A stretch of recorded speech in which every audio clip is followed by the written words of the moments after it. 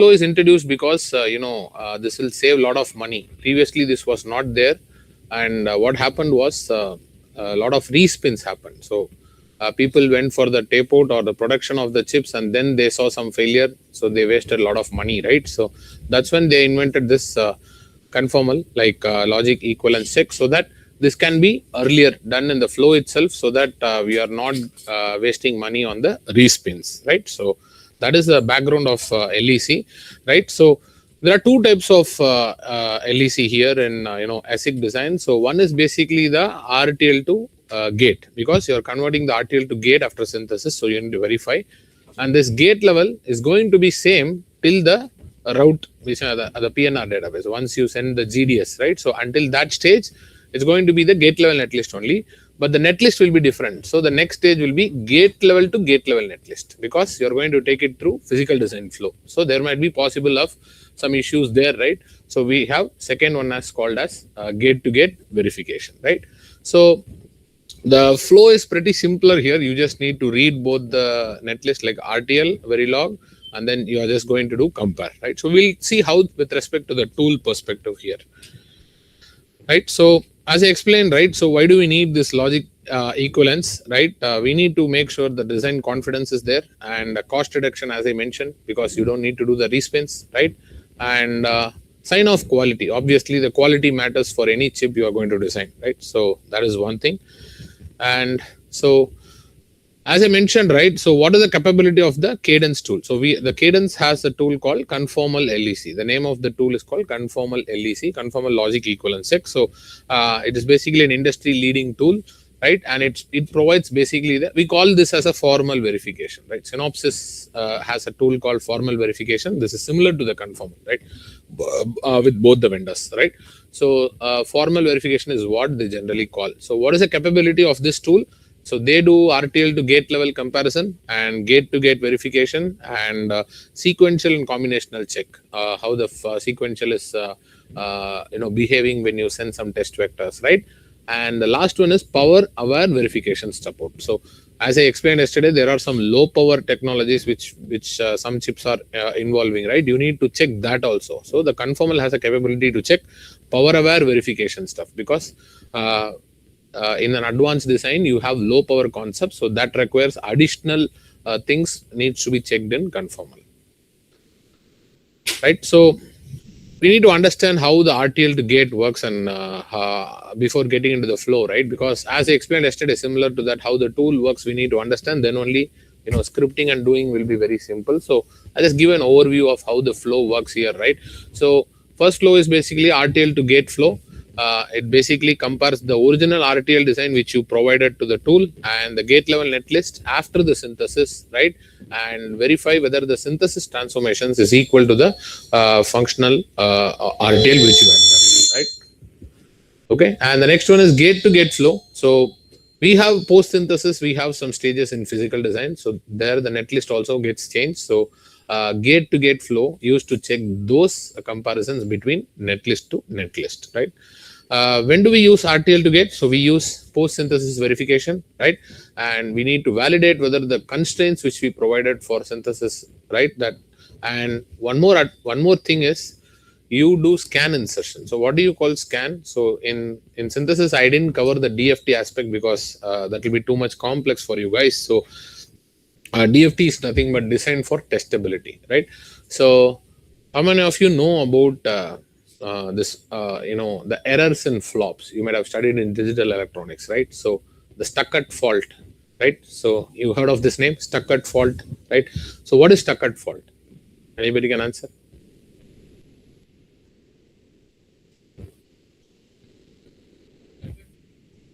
Correct. So basically, whatever you give in the D input of a flop, the output remains a constant one, right? It can be either 0 or 1. So that basically introduces functional failures, right? So they are called stuck-at fault.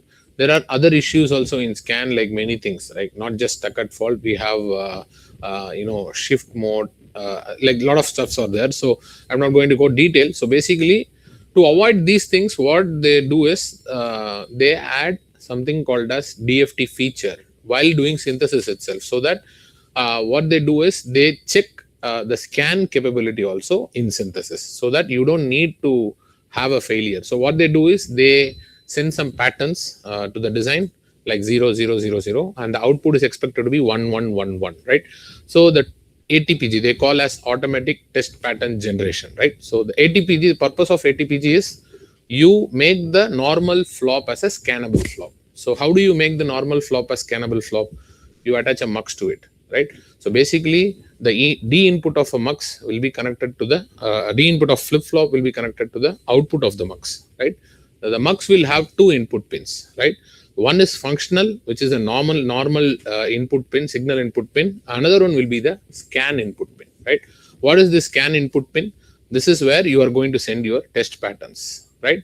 And select line, what is select line? You have a select line in the mux, right? So what does it do? So it basically switches the mode. If you are going to test mode, the scan enable will be having a 1. So if the scan enable is 1, the entire design will be in scan mode. If it is in scan mode, all the flops will be connected serially to each other. So that's how the circuit will.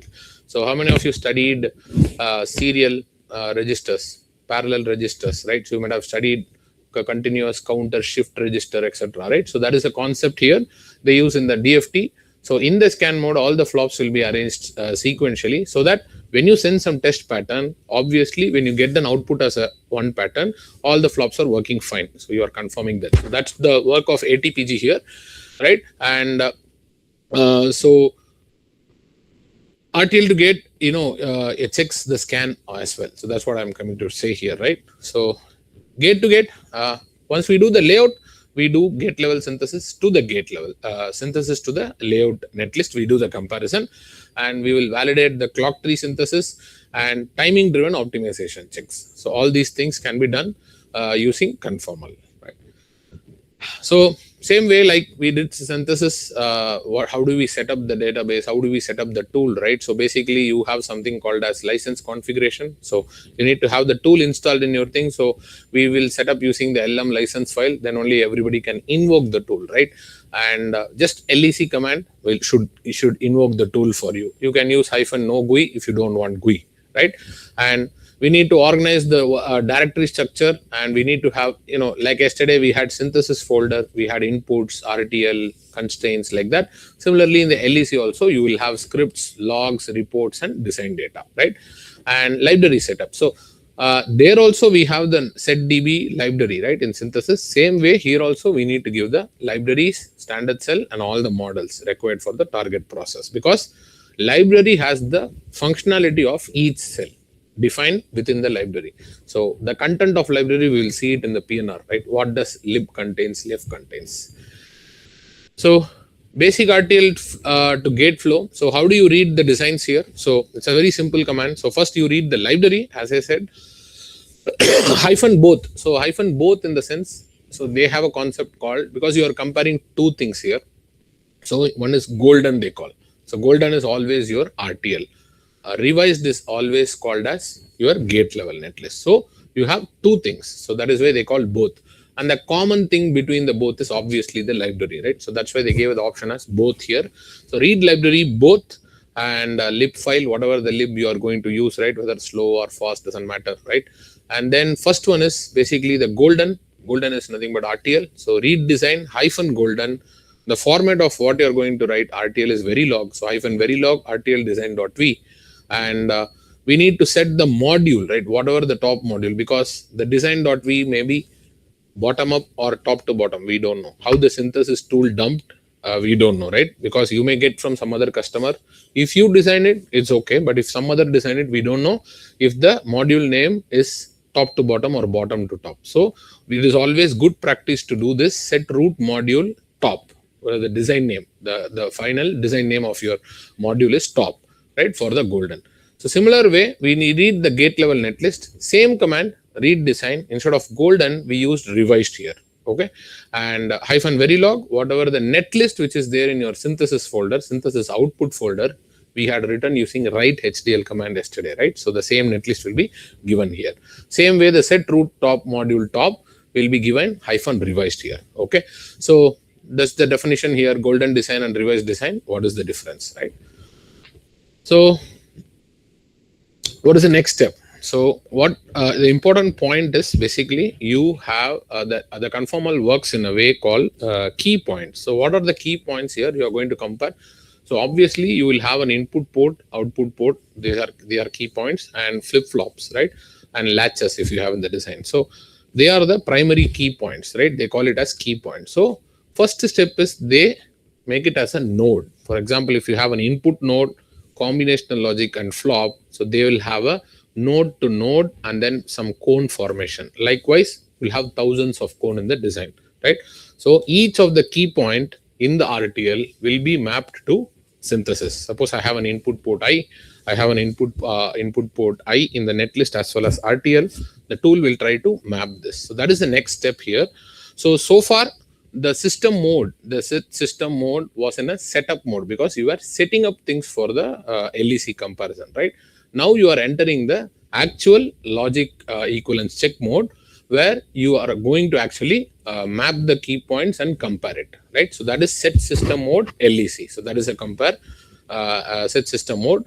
So now next step is basically add compare points all. So before this add compare points, I think one of the command is left out here. So we do map key points. So automatically the set system mode leg will map the key points automatically. Suppose you have 1000 flops in your RTL and 1000 flops in your gate level, it will automatically be mapped according to the name or according to the function, right? So once the map is done, it will report that, hey, my mapping is this much. I have 10,000 flops in RTL, I have 10,000 flops in gate. They are mapped to each other. There are no unmapped points. Suppose in your synthesis, if there are some constant flops, let's say some designs may have constant flops where the flop is not actually needed, right? The tool can remove those flops to save the area purpose. So what happens? Let's say among 1000 flops, you remove the tool removes 100 flops because of constant. What will happen? Your revised will have only 900 flops. So LEC will say that there are 100 unmapped points in the golden, right? We'll see. I'll show you the report how it is going to see. How it will resolve it. So it will resolve it by, you need to give the log file of the synthesis to this tool. The tool will understand that, hey, they are sequential constant, so you can ignore them. So then the tool will understand that, okay, this is sequential constant and I'm going to ignore, and my map key points is successful. So this is one such example I'm giving. And once that mapping stage is done, then you are going to just compare each of the map point, whether they are functionally. So it will assign test vectors like 0, 0, 1, 1 to each point and check the output in RTL. If it is 1 in RTL, the same should come in the synthesized netlist also, right? So add compare points all. Once that is done and you do report compare points, report key points. So it will give how many points are there, right? In both golden and revised. Right, so this is a complete script where I put together all the commands like reading library, golden netlist, revised netlist, and then map key points, everything compare, right? And after reporting the compare points, if you are good to go, compare is the command which is just doing the compare. It's going to just compare, right? So it will take some time depending on the size of your design, right? Once the compare, it will give out some table, says that equivalent, non-equivalent, or abort, something like that. So equivalent means all the points are equivalent, your design is good to go. If there is any non-equivalent, there is some issue with your synthesis run, go back and check it. If something is aborted, right? Aborted means the tool can't compare itself. So generally it happens for a multiplayer circuit, divider circuit, because the circuit is very big. So you need to break down that and do it. So these are the compare results which you get. You need to analyze and go back, right? So analyze and debugging, right? So as I said, running is easy, but if you get a non-equivalence, how do you go and debug them, right?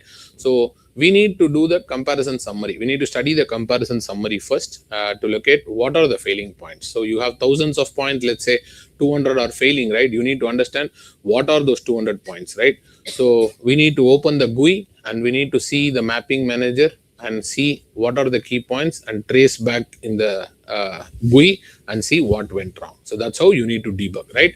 If you find something issue with the RTL, you need to go and correct the RTL here and add appropriate constraints. Suppose if you are working on a functional mode and if you have a scan ports, right, you need to constrain that to 0. Otherwise, both scan and functional mode gets confused. So these are the apply corrections you need to do. and then run incremental comparison on the affected points. Then you see again the compare should be clean. So that's how you analyze and debug the RTL to gate mismatches, right? So common mismatch, right? What are the common mismatches here? So one is uninitialized logic or X state. Suppose if a flop has a don't care or something coming as output due to various reasons, right? As I mentioned in synthesis optimization. So the X states can be propagated along. So that can cause you an issue. And one thing is clock gating implementation difference. Suppose in your RTL yesterday, we saw that clock gating saves a lot of power, right? So when you implement clock gate, that the revised netlist will have the clock gating, whereas RTL will not have the clock gating. So how do you take care of these differences? So this may give some issues.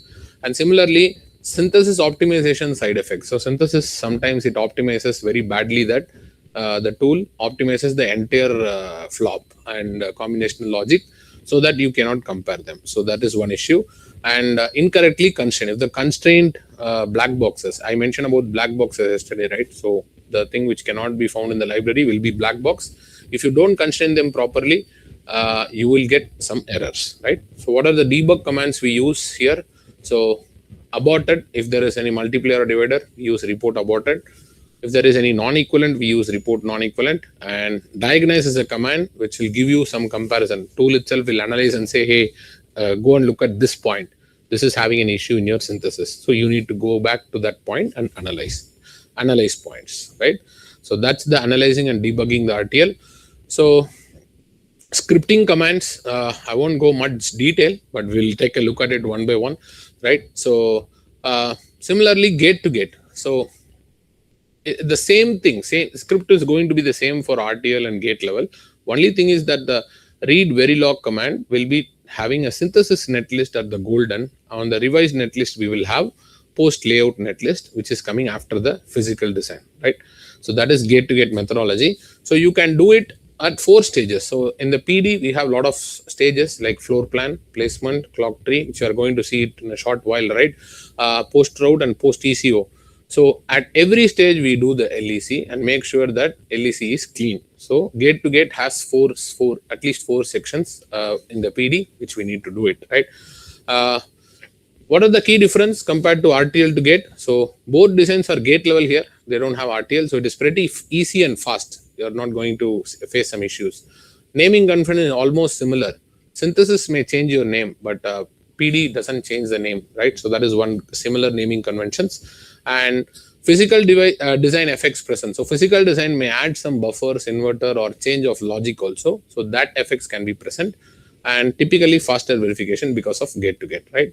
So there are other capability, right? Suppose if you want to add some features in the design, but you are not ready to do it from synthesis, you don't have time to do it from synthesis, right? What they do is they do something called as ECO. So ECO is nothing but engineering change order, right? What is engineering change order? The time taken from synthesis to GDS, it's almost, yesterday I mentioned, like 3 to 6 months, right? Suppose if I want to add a small feature in the design, but I don't have time to take it through synthesis to GDS because it's going to be another 3 months, right? I'm time to market is very less. So what do? So they take the final layout netlist and they do something called as conformal ECO along with the new changes which they are going to do. So this tool has a capability to give the changes, whatever the changes, you can just do it as an ECO thing. So that turnaround time is very less and you can finish it in like 1 week. Right, so that is a powerful tool, right? You will understand that when you work on industries. So currently, it will be very complex ECO thing. So I'm ignoring that also. Okay. So gate to gate, the sample script here I had provided. So here you can see that lead library is common. So golden, golden is now synthesis.v. Revised is basically the pnr.v, place and route.v, like after the route stage or after the CTS stage, anything. And same command, set system mode leg, right? And so basically here you can see there are additional switches in gate to gate. I added ignored outputs, clock buffer star, filler star, like, which means in the physical design, we have some physical related stuff which can be ignored by the tool, right? So we are mentioning that ignore these guys because this will create a fake violation. So we added this add ignored outputs and then compare verification summary. Okay. So this is on the gate to gate, right? So Handling CDC, I'll ignore because clock domain crossing is a separate topic in front end. So how you handle multiple clocks which are synchronous and asynchronous. So forget about this now. You don't need it. And advanced scripting techniques is very important for complex gate-to-gate flow. So what is advanced scripting? So don't get afraid with the name of advanced, right? So basically, whatever the script which I showed earlier for the leg is flat. So flat in the sense I'm going to do comparison for entire design irrespective of the size. Let's say your design size is growing, right? I'm going to work on a multi-million gate design. The flat is going to take hell lot of time for you to complete, and it can abort completely, right? So for that purpose, they gave up, they came up with something called as hierarchical verification. So what is hierarchical verification? So if there are 100 modules in your designs, right, on the hierarchies, so they do bottom up. So they go to the least hierarchy, do the compare, make them as black box, come up one level, right? Do the compare, come up one level. Finally, you do the top level. So this is basically faster, right? And it basically improves runtime in very big designs, right?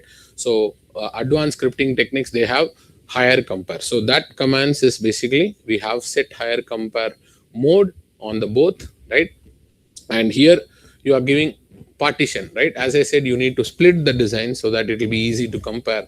So I'm going to segregate my SoC CPU as separate, DSP is digital signal processing block as a separate block. So if I do that, what happens? CPU will have conformal leg separately, DSP will have separately, and then they will be converted to black box, and then finally the top will have the compare with CPU and DSP as a black box. So within CPU and DSP, if they are clean and conformal, we are good to go, right?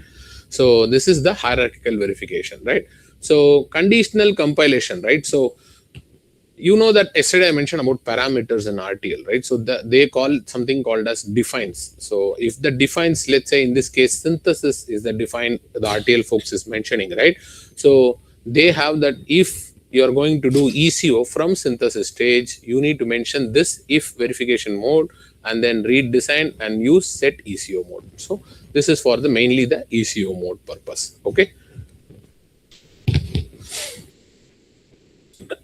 So the next important thing is how do you model memory and black box handling? So yesterday somebody was asking about how do you take care of memories, right? So as I said, memory should be written separately, right? So and then they need to do memory compiler. They have a tool and then they need to use to generate the memory things separately. So how do you do that? So here what they do is they take it as a black box. They are sure that within memory there are no problem because memory is from third party. They are already LAC clean. So you don't need to spend time on doing verification on the memory, right? So you set up the black box here. So the command is basically set up black box, whatever the golden, you have a memory wrapper or SRAM, something like that, right? And in revised, what is a memory wrapper and function, right? Something like that. So you make sure that they are black box so that the tool doesn't enter that. But it will verify the port connection alone. The port will be the final point. Port of the memory will be the final point, right? And how do you map the memory instance? You use add map points. So memory instance. So whatever the revised, you are going to just use revised and then map. So in the golden, the name is memory instant. In the revised also, the name is memory instant. So they will be mapped automatically and just the input and output ports will be compared and not internal, right? So this is how you handle the memory models and black box models when you do LEC, right? So power aware LEC is a final concept here. So verifying UPF based design. So how do you verify UPF, right? So UPF is, yesterday I mentioned that unified power format, right? So how many of you know about the low power concepts here? So have you heard about this isolation cell or level shifter cell? So if you don't know about this, I'll just skip it. We will learn it later on, right? Because this is related to advanced power concepts. So if you don't know, I'll just skip it right away because you cannot understand this, right? So let's go to So hierarchical mode, you can see the speed, right? It's going to be 10x. Suppose if you're taking 1 hour for a flat LEC, it's going to be just 10 minutes or no, 6 minutes for hierarchical compare. So you can see the if 6 days something is running, right, you can do it in basically 0.6 days. It will be separate, yes. So UPF, but UPF, they need to understand first what is UPF. They need to know what is isolation cell, right? Because if they don't know about isolation cell, then they will be like blinking on what is this, what is that. So no, even the basic, I know that if they know about UPF, if they know about the isolation cell, I can tell it. But if they don't know about the isolation cell and this thing, right, it will be blank for them. So you'll get confused. But what I can do is I can share the script for UPF. You can check it offline if you want, right? And multi-core utilization. Multi-core is nothing but is machine related. So if you use different machines, so the 50% runtime reduction can achieve, right? And 3x incremental verify. So if you are doing some correction and do incremental verify, the speed is going to be 3x. Okay. So memory option, some of the systems, suppose you have multiple systems in your university, you can optimize that using parallel option, which means the tool is going to use parallel threads of 8 so that your runtime is faster, right? And analyze option is auto. So automatically give the tool to find the mistakes in the designs and let it resolve it. Give auto, right? Incremental mode, you can do -incremental. And checkpoint is nothing but saving the database, right? When you are debugging something and when you are fixing something, you can save the database intermediate. So that is called as checkpoint, right? Checkpoint save. Okay. So these are the performance optimization and runtime reduction strategies, right? So this files I added, the reason is how do you prepare the script by yourself for leg flow. So the flow is nothing but you need to have something in the system so that it is common for all the designs. So when you give some RTL, just invoke the make flow. The RTL will convert it to the RTL to gate level netlist will be done leg by itself and produce the result. So this is automated flow. And so this integration, how do you do? You use make files and automation, right? So just an example of how the make file works, right? So the make file will have, just if you do make file LEC, right? Make LEC command. So it will basically invoke the leg GUI. You can see that it will invoke LEC no GUI and the log file name is this, and it is going to perform. There is a switch here. You can see RTL to gate to gate regression, right? So which means when you do a make command, you need to do make LEC RTL to gate. When you do that command, it will go and do this command, right? So RTL to gate, what is there? So it is going to do something RTL to gate level LEC and bring you the result. Similarly, when you do gate to gate, it is going to do gate to gate. And regression, it is going to do both RTL to gate and gate to gate, both the things, right? And then clean. So once that is done, it will clean automatically and remove all the log files so that your flow is set for next run, right? So this is how the flow works in the industry, that make flow things, okay? Yeah, so the best practices, right, and production environments, this is not as important for you guys, but those who design RTL, right? So they need to have version control, like what version I'm using the tool, and naming conventions and library managements, right? Similarly, incremental. So all these things we need to take care while drafting the RTL and while doing the LEC. So the names are very common here. So you can try to do that. Common pitfalls, where will you usually do mistakes? So one thing is when you have a clock domain crossings, as I mentioned, different clocks in the design, so you will make some mistakes there. And if the modeling of memory is not correct, then you will again face an issue there. And define, suppose if the parameter is not defined in synthesis, you will again take some mistakes. And flattening command, suppose if there is a sequential constant which is there in your synthesis and flops is removed, and if you are not specifying that in LEC, so that will give issues in LEC, right? So they are called as flattening settings, right? And overlooking scan logic. So scan related logic needs to be understood, otherwise you will again face some issues, right?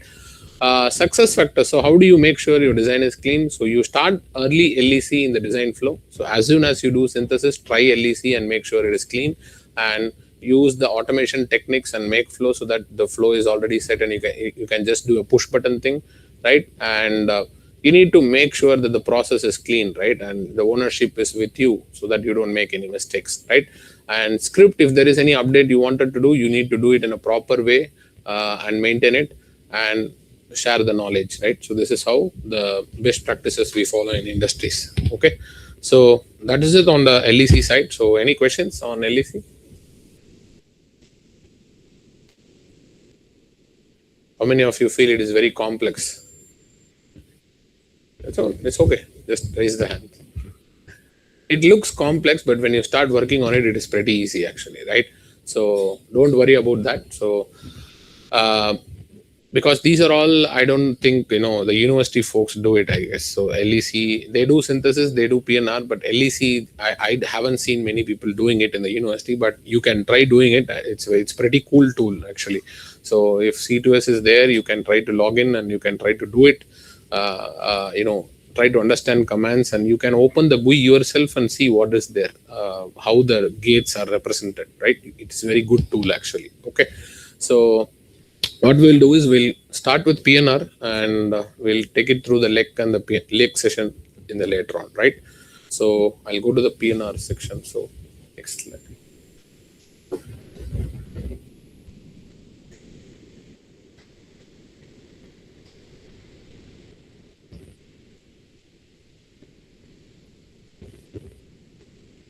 Yes.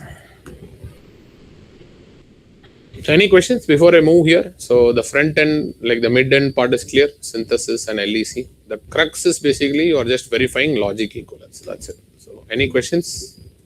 Feel free to ask. Now you are moving to entire different territory, right? So you are not going back to synthesis and LEC. What is the use of? So linting is nothing but basically the RTL. When you do synthesis or even the RTL itself, you can perform linting checks, they call. So if you have, let's say, if your RTL have multi-driven net, right? Suppose you make the RTL connection, the input is coming from multiple sources. So that is an issue. You should not have something like that in the design. So lint will catch that. It should not have multiple input from an AND gate should come from only one source. Yes. So there are a lot of lint actually. I'm just saying one. So in the lint, they have numbers like 22, 23, some 244. Like there are a lot of lint warnings. So each of that is related to your hardware description language, the way the tool can understand. So each one has a specific mention in the manual of that particular linting check. So you need to follow that context while writing the RTL. So if we don't follow those, you will get some linting warnings and errors. Some of them can be waivable, like it doesn't bother, but some of them is very critical. So we generally take care of that, in synthesis. So in the synthesis, the same linting comes under a report called check design report. So in the check design report, it will report all the design issues. So multi-driver net or unloaded output, or sequential constant, something sequential merging. So all these things, like for example, you did a create clock and you have a thousands of flops in the design, and some of the flops didn't get clock, so they are called as unclocked endpoints. So they are also coming under one of the check design issues. So how do you debug that? You need to make sure that the flop is it has a path from the CP pin to the clock port at any point of time. If it is missed, right, then there is issue with the RTL which you had written. So by this way, you need to check all the designs and make sure that the check design there are no errors. So that's how you need to do it. So good thing is you take the lint warnings. They have the material given in the lint warnings. You just need to study that and make sure your RTL is coded accordingly.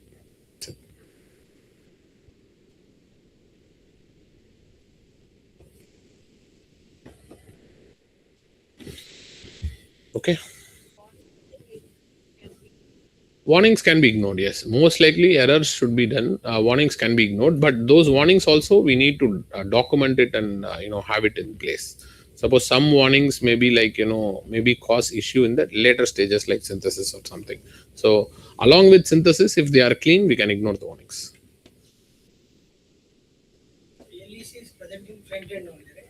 So no, we have backend also, right? The gate to gate is backend.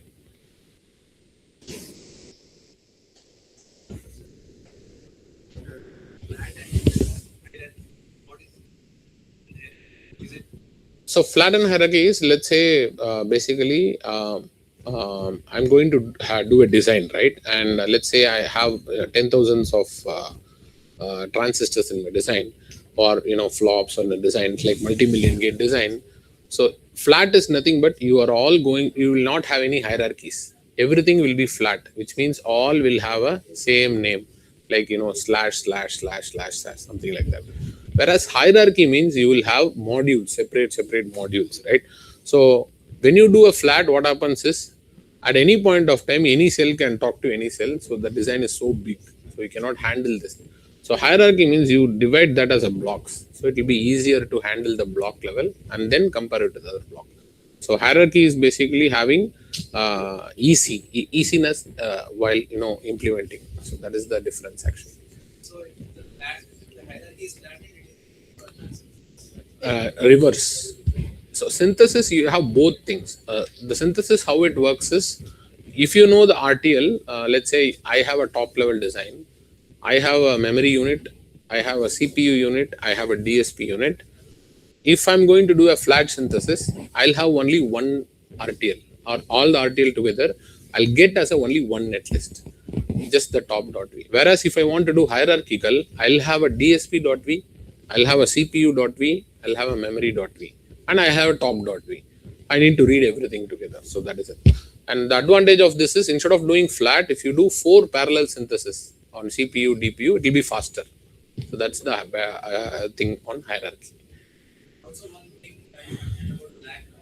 Yes. And there was a command about black box in RAM. SRAMs. Yes. So it is typically done for Yes. Yes. It is typically done for LEC only, not for architecture. LEC you don't want to compare, because memory you are going to get from third party. So they are anyway verifying that. So you don't need to do double verify on that. Correct. So you verify only the connectivities, because I'm not translating memory to here, right? So memory is, I'm using the lib only. I'm not coding memory in RTL. Memory is coming as a macro to us. So memory is going to remain same between RTL and gate level. So you don't need to really compare on that. what other examples like black? One thing is, apart from memories, suppose if you have an undefined logic, let's say that logic cannot be understood by the tool, and it is causing you a failure, right? You can mask that using black box. This particular module is not synthesizable, right? That module you can make it as a black box and let the tool know that, let's check the other blocks, don't check this module. Like way you can do that. That will be helpful.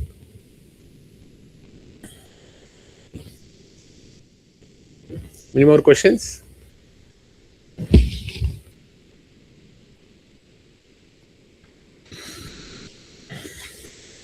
Okay, we'll move to PNR.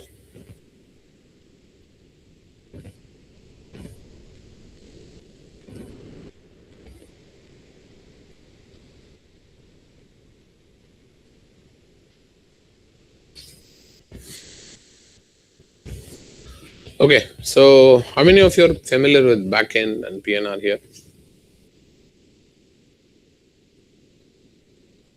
Familiar? So know about backend, like heard of it. Backend, what is physical design? What is that? Yes? See some 2-3 hands. Great. So I did a basic thing only here to just make you understand, because the backend design flow is vast. So you can't do it, at a single shot in a workshop like this, because you need to understand various factors before getting into the actual layout.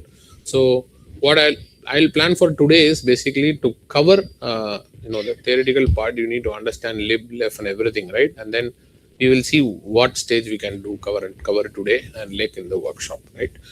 So the tool here for the PNR, right, place and route, is called as Innovus, right, from Cadence. And Synopsys, we have ICC2, IC compiler, right, integrated circuit. And what it do, basically, you are going to manufacture a chip, right? So, and you had written an RTL for it, and you converted that to the gate level. Now you need to take it through circuit, and you need to convert that logic gate to the circuit level design, and then you need to draw the layout, and then the layout will be sent to the manufacturing team to produce a chip, right? So that is a overall process, right, for the backend. So the backend is basically converting your logic gates into the physical state, right? That is a basic definition of backend. So let's get into that. Introduction of backend flow using Innova's tool, right? So physical design phase, we call this physical because it is going to be actual physical, right? Metals and all comes under the physical categories, right? So the definition is transforms synthesized gate level netlist into manufacturable silicon layout through systematic physical implementation steps. So this is the definition of physical design here. So you are going to follow through certain steps here to basically convert your netlist to the actual layout, right? What are the implementation steps which are key in this physical design? So first thing is basically the floor planning. We call it as floor planning. Any chip is will be rectangular or square shaped. So you need to do some shapes, right? So that we call it as floor planning. This is the first step in implementation. The next step is basically placement. So placement is you need to place logic cells within the floor plan and then do the connection. The next one is clock tree synthesis, right? So once all the cells are placed, you need to make sure you do the connection of clock using actual metal pieces, right? That is clock tree synthesis. Then once the clock is done, you go ahead and connect the other signal nets using the metal. So that we call it as routing, right? So once you do that, you need to verify, right? Again, whatever you do, you are going to verify it. So backend we call something called as physical verification, where you need to verify all the physical aspects of the design. Like as I explained before, you are getting this metals and other rules from the manufacturing guys or foundry, they say. So they will provide you some rules that, hey, you need to follow this distance for metals and the metal should have space between them is this much. So those constraints needs to be met. So all those are part of physical verification, right? And sign off is nothing but sign off means they have certain category conditions you need to fulfill before you take it to manufacturing. So and the backend guys or the physical design guys need to follow that and implement that so that you're heading to sign off, right? And what are the design goals here? So design goals is similar to PPA, which I explained earlier, right? So you need to optimize power, performance, and area, right? And along with synthesis, you don't care anything about physical things. You need to ensure that the manufacturability also considered while taking care of PPA, right? So these are the basics of ASIC design. Going ahead, so why do we need Cadence Innovus? So again, it's an industry leader. It's a very good tool handling very good designs like it can handle up to 4 million, 5 million gates per design, right? And without any help, right? So it has most advanced physical implementation system. So you are not going to do anything here manually, right? Because the tool name is APR, automatic place and route. So you are just going to guide the tool so that it works the way we want, right? And it has massive parallel multi-threading architecture. The multi-threading is basically you reduce your runtimes, right? Handle multi-billion gate designs efficiently. So even for multi-billion gate, the tool is going to work perfectly fine, right? Advanced optimization we'll look at later on. First, we need to understand. So the user interface, right? Similar to any tool, Innovus also has GUI, like graphical user interface. So they have a visual layout editor, and you can zoom in, zoom out, and everything. All the capabilities are present, right? And it also has a command console where you can type it. Like yesterday we saw Genus, right? Here also we have Innovus where you can type and make sure that things are fine, right? And how the tool looks, we will look at it once we open the Innovus tool, right? The next chapter is about how do you start using the physical design tool. So first we need to understand the data which is required for the physical design, right? So we need to understand what is data needed and what is the design import, right? So we'll take a look at it. So the primary data obviously is a synthesized netlist, which is gate level netlist, right? It can be .v, Verilog, right? And it contains all the logic gates, flip flops, and this thing with all the connectivity information, right? The next important thing is technology files, right? Technology left is basically library extended format, right? Left is nothing but physical information of all the metals which you are going to use it to connect, right? So this technology left is have is having all the information of the metals and vias, right? Vias is nothing but between two metal, you have a connection called via, right? So all the information are present in the tech files. We call it as tech files. And the next important thing is standard cell libraries. As I explained that, the TSMC 65 nanometer, let's say you are going to work on. So they will provide you something file called .lib. So the .lib will contain the functionality of the cell. Let's say NAND gate, flop and everything, it will contain that. Not just that, for each of that NAND gate, what is the area of the NAND gate, what is the leakage power, what is the timing characteristics of that particular gate, right? So those you can find it in standard cell libraries, right? And the next one is design constraints. Similar to synthesis, we have SDCs where you have create clocks and other stuff, right? So coming to this left, right, the technology file which I talked. So I just wanted to give you a picture that how it will be looking inside the technology left file. So you can see that layer is metal 1 here, and the type is routing. It has a width of 0.14, spacing of 0.14, pitch is between two metal. So these are the minimum distance which is needed for M1. Similarly, we have macro, right? For example, macro is nothing but AND gate. So you can see an AND symbol there, right? How physically the AND gate is looking. Everything will be a rectangular box in this case, because that is why they called as standard cell, right? So what is the size of AND gate? AND gate size is x1 here, and 2 means 2 input AND gate. So AND 2 input AND gate, size is x1, and the class is core. What is class here? So there is an IO area in the floor plan and core area. So the core area is where your logic gates will sit, IO area where the IO cells will sit, right? The class core means the cell will be used only in the core because that is attached to a site, right? Similarly, you can see all the pin information of A, Y, and B, right? So each one will be connected through a metal piece, right? That is why they had given a rectangular here. You can see that there is a rect, right? So the direction of A is input, so which means A is an input pin of an AND gate. How the layer is M1, the pin layer is M1, right? And the rectangle is the shape of the metal one, how it looks like. So this is how physically the AND gate looks like. So all this information will be present in the left, right? Likewise, each and every cell for every sizes will be present in the left file. So left is always a physical file. It will have layout of each and every cell, only the layout. Okay. Library file, right? Inside the library file, what will happen? So you can see that the name of the library cell is standard cells here, and the next three terms are very important here because they are called as operating conditions. So you have SS is slow process, right? Slow process. The process is slow. And 1P08V. 1P08V means your supply voltage for that particular library is 1.08 volt, right? And the temperature is 125, which means the current library is being characterized for this value, right? Which means if you take an AND gate from this library, the AND gate works well for slow process and 1.08 volt and 125 degrees Celsius, right? So let's take again and cell AND gate. So there you saw physical information of how the pin of that rectangular layer is. Here you have the library information like area of 2.5 and leakage power of 0.025. And similarly, coming to the pin, we have capacitance information, right?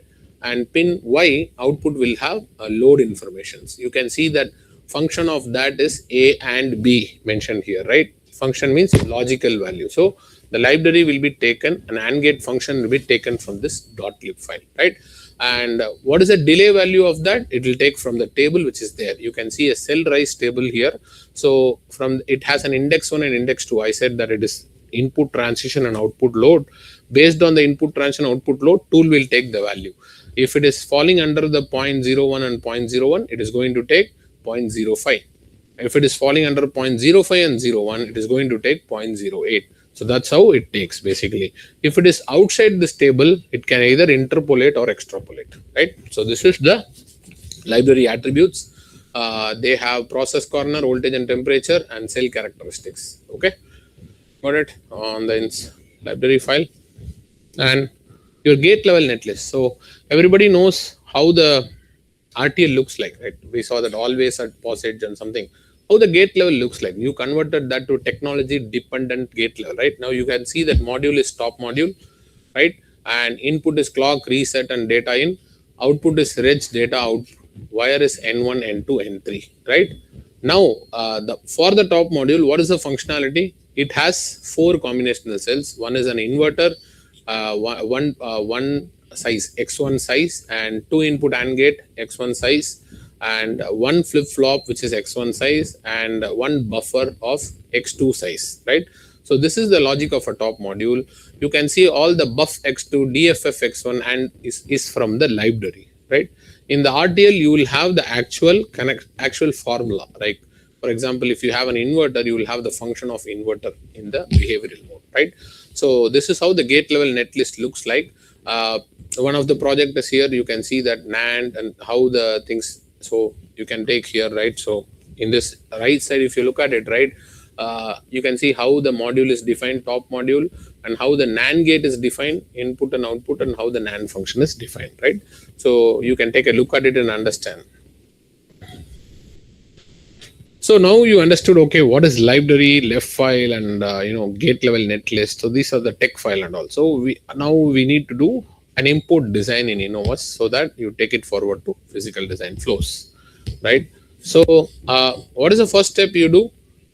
You do basically import design command, which is nothing but init design here, right? And the top name is provided as top module.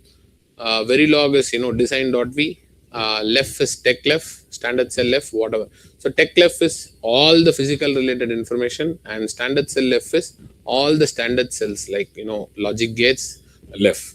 And lib, what you are going to do, two corners here. Previously synthesis I told only one corner, worst corner, but in PD we do two corners, which is slow and fast, right? That is why you see lib as standard cells, SS lib and FF lib, right? So this is how you import the design initially, right? And how do you set up the design environment here, right? Now you know that, okay, the tool has a capability to automatically do the floor plan for you if you give the right command, right?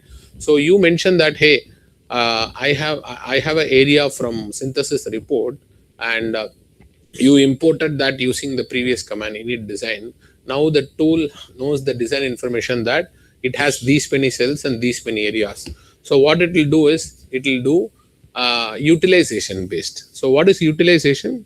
So you are going to create an area, and that area is area of your chip, right? And usually the utilization will be 65% of your chip because other things are needed for routing, right? So we typically start with core utilization. Wherever the logic cell is going to be used, we start with 60% utilization, which means if your area is 70 microns in your synthesis report, you are going to do the same as 100 microns or 110 microns in APR, right? So that's the definition of core utilization here. So we will set the die size and aspect ratio. Aspect ratio is nothing but y by x. So what is the chip you are going to make? If you're going to make square, it is going to be 1, obviously. If you're going to make rectangle, whatever, like y by x, right? So that is called as aspect ratio. And if you have core and IO spacings, you need to give that. And MMMC is the next important step where you configure multi-mode, multi-corner. So yesterday I was mentioning that in the design, we not just have functional mode, we have scan mode, scan shift and all, right? Similarly, we have lot of characterized libs. We have slow corner, fast corner. So we need to do closure on all the things. So that's why we have to configure multi-mode, multi-corner analysis, which cover process, voltage, temperature, worst case and best case timing analysis, right? So the practice is basically always start with 60% utilization, right? And then take care of the design. Okay, so this is setting up design. Before going into the actual floor planning and power planning, I'll stop here. Any questions?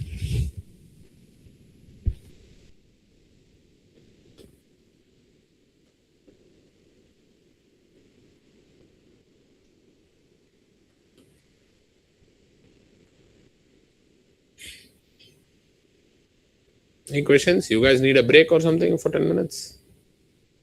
Or we'll continue? Well, let's take a break for 10 minutes. Is it okay?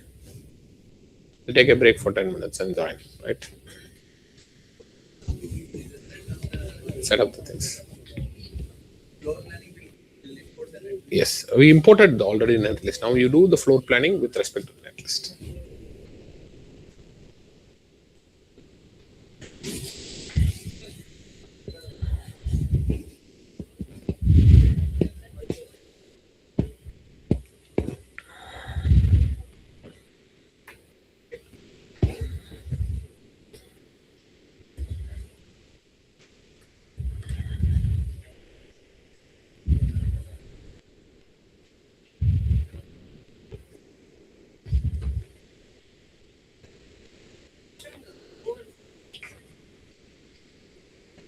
We are doing it different, right?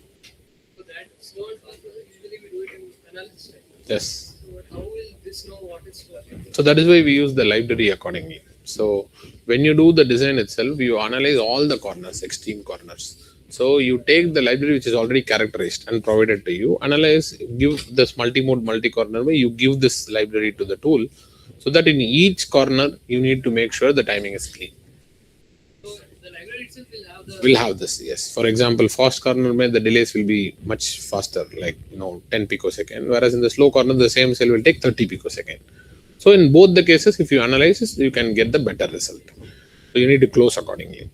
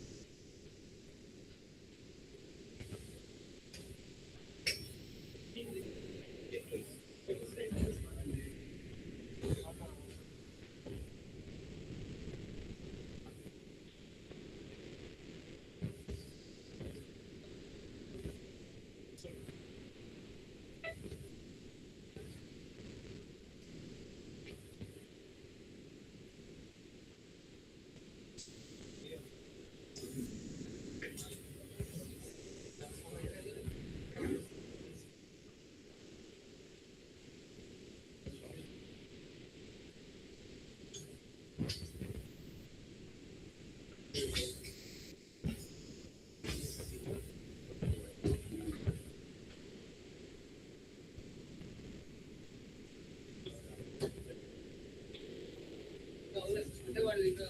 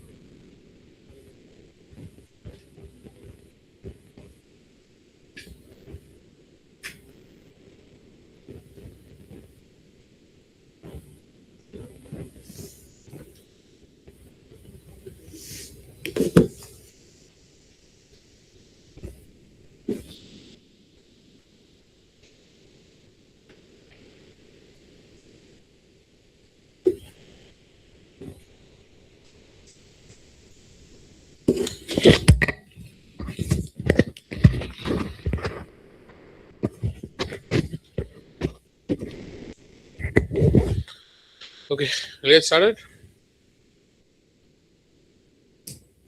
So we'll move to floor plan and power planning now. So basics, right? So any basics of floor plan? Yeah, any floor plan basics, you need to know what is the core area, right? So core area is nothing but active region, right, where the standard cell is placed, right, which is setting the boundaries for the chip which you are going to manufacture, right? So that is the core area, right? Place macros and IP. So what is IP? IP is nothing but intellectual property. Memories are nothing but like if you have a hard macros, as I mentioned, memories, SRAM, like if you're getting something from third party like PLL, something like that, right? So they are all called as macros. So you need to, they will also come with a rectangular or square fashion. So you need to just place them manually or automatically with respect to the tool command. Okay. And how do we need to place it? So you need to understand the connectivity of the macro with ports and with standard cell, and accordingly you need to place it, right? This is very critical. And then once the place of the macros is done, you go for a power planning. So what is power planning basically? So power is nothing but in a circuit level, it is just the VDD going to come to your gate of the design, right? But in physical, how do you do it? So you will have power pads coming in the design. You need to draw using the metals so that every cell get the equal power, right? All the standard cell will have a VDD supply. So we will be getting the, we need to make sure that all of them gets the same power supply, right? So how do you do it? So that is where the power planning is about, right?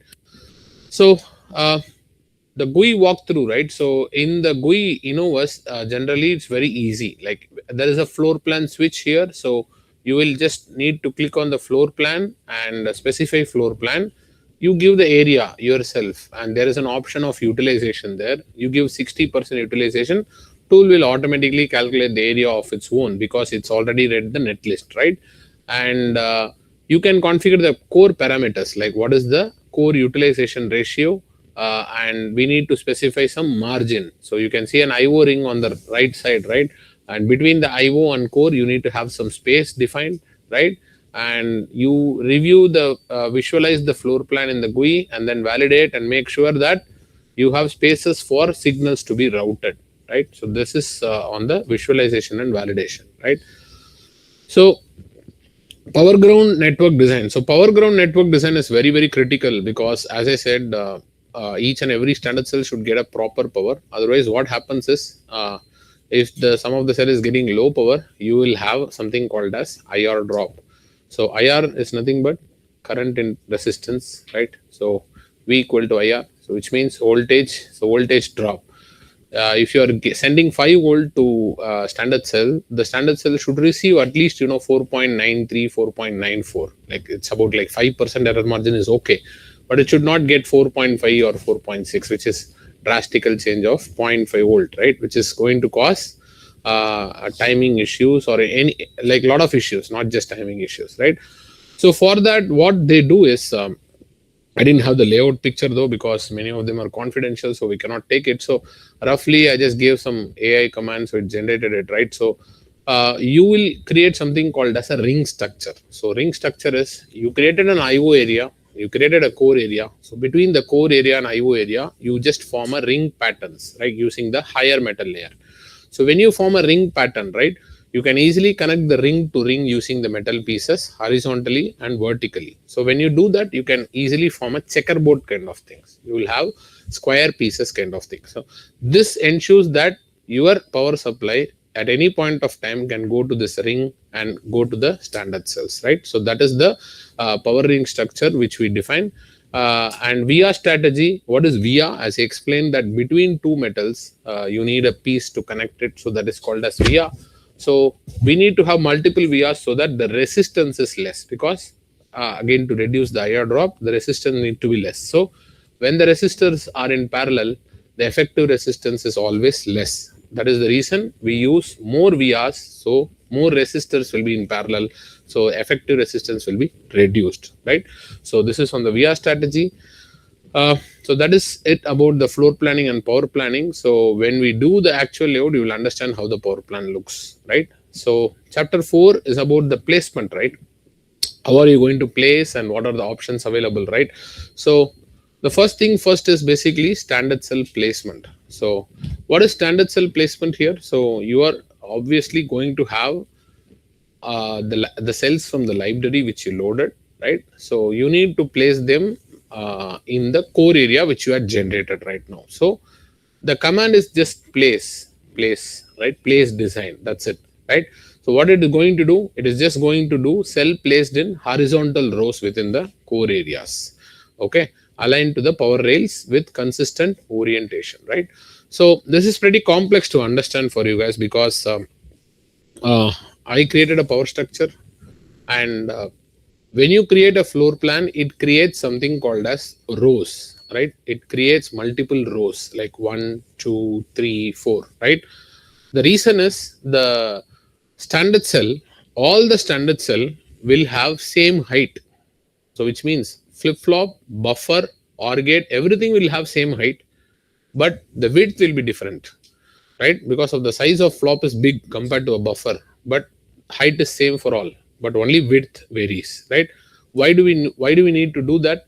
Because in the layout you need to supply the power, right? So for supplying the power, if you have a constant rows, you can easily drop a metal piece on all the layers so that your supply is attached to the cell always. So that is the reason we have standard height for all the rows, right? And that is the reason standard cell all have a common height in it, right? So when you do a power planning design, each row will have VDD, VSS, VDD, VSS. So the cell gets placed in such a way that it will be in rectangular fashion. The first cell will be placed here. The second row cell will be flipped and placed because the first one will be VDD, the next one will be VSS, the next one will be VDD again. So the first, all the cells, I said that it has a same height. It has a VDD pin here, VSS pin here. So if I flip this, it is going to be VSS and VDD. So the tool will place in such a way that VDD at this location and VSS at this location. So that is the easy for easy understanding, for easy implementation purpose. They made it this way, right? So once we see the layout, you will understand what is the purpose of how we created the power rails, right? And the next step is once those standard cell are placed using place design, it will do again an optimization now. So previously in synthesis, it did syn opt, right? So similarly here we have timing driven engine. So they run some internal algorithm called as giga place. So what is giga place? So it uses slack based optimization, right? So when there are some critical timing path is there in your design, it tries to place them closer to each other. So when it tries to place closer, the other path may violate, right? So like this, there are thousands of paths which may violate. So the timing driven engine will take care of all this and try to optimize each and every timing path and place the cells accordingly, right? So that is the purpose of timing driven engine. Concurrent optimization, right? So concurrent is nothing but when you optimize for timing, you just not work on timing, you work on power and area also, right? And also the routability. So all three put together, the tool is intelligent, having the capability to do that. So when it does on timing, it will check the power, it will check the routability, whether there is space to put metal pieces to route it or not. So the concurrent optimization also happens, right? So these are the standard cells, standard cell placement design, right? The command, was placement command. So you can see this, right? This is a picture I had given here, right? So this is a floor plan. You can see horizontal rows, the first, second, third, fourth, like that, right? So they are called as standard cell rows. So within each row, the cell gets placed, right? So what is the command here? So the command is just place design, right? And it has some switches, right? If your design is timing critical, you will be using time driven. Congestion effort. So what is congestion here? So you are not just going to place the cell, right? You are going to route it with metal pieces, and that metal pieces should have place to go and connect to each other. So uh, the industry standard tool have something called as tracks. So tracks is nothing but the manufacturing guys give you that every this much micron you will have a routing track, which means in this track only the route has to go connect, right? Everything is either horizontal or vertical. So if your design has 10 metal layer, your M1 will be horizontal, your M2 will be vertical, your M3 will be horizontal, M4 will be vertical. That's how you need to build the chip, right? So think of this way, and you can see that what the congestion is. So congestion means if my cell, let's say, is going trying to route in M2 layer, so which means it will try to have search for the tracks in M2 and make sure that tracks are available. If the tracks are not available, the tool will have to uh, you know it cannot route, right? And it will go through some other the same metal pieces and get shorted. So that is what the congestion is about. How we have with a small road, if some 10 cars are coming up and down, right, we will see traffic congestion there. At a point of time, any one car can only grow. Similar concept only here also. At one track, only one signal net can go, other signal net cannot go in the same layer. So that is the congestion. So we are giving timing driven, congestion effort high, and incremental, right? And this the place design. It will just place the design based on the options here. And op design pre CTS. So there's the switches pre CTS is nothing but placement only. You are in the stage before the clock tree, so it is pre CTS, right? So op design pre CTS is a command where it will optimize for timing, power, and area. Okay, so you can see that the placement we show color coded density maps, right? So density maps is nothing but the tool has something. If you click the density map, it will show some colorings in the design. Suppose red color is always a dense region, lot of cells are in this region.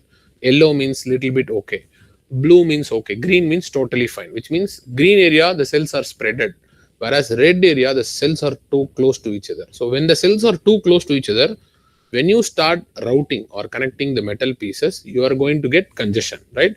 So the density map gives you a picture of whether the congestion is going to come or not. So you need to analyze and see how you can spread the cells, right? So this is pretty important in placement. So what does the optimization does, right? So sorry. So we need this placement optimization. So what are the primary optimizations here?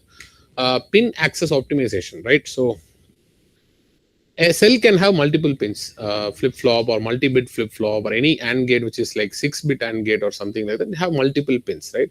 All pin needs to be accessed, right? So first it will work on high number of pin cells. So if the cell is having more than 20 pins, tool will try to place them in an appropriate location so that it doesn't have congestion. So first is pin access optimization, right? So that where it uses intelligent cell spacing, right? Ensuring sufficient room for pins and routing tracks, right?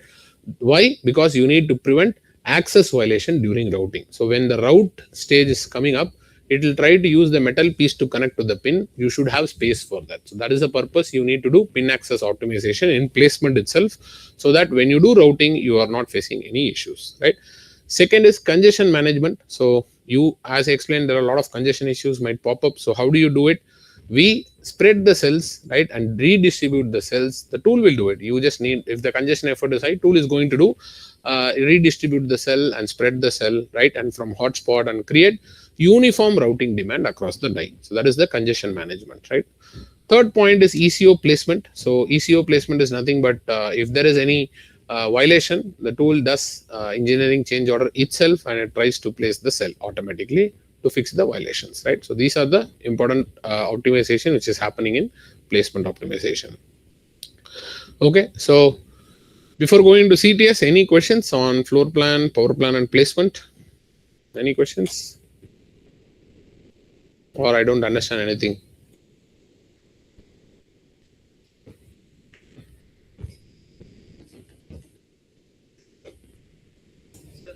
Does this congestion effort, whatever is there, does it affect like the amount of DRC antenna violations we get, or is It affects, means it improves basically. When there is a scope that design can reduce congestion, it will put more effort to clean up the congestion and clean up the DRCs. so congestion means it will spread out the design? Congestion means it there is a congestion effort high. If you put, it will try to reduce that congestion which is existing in the design.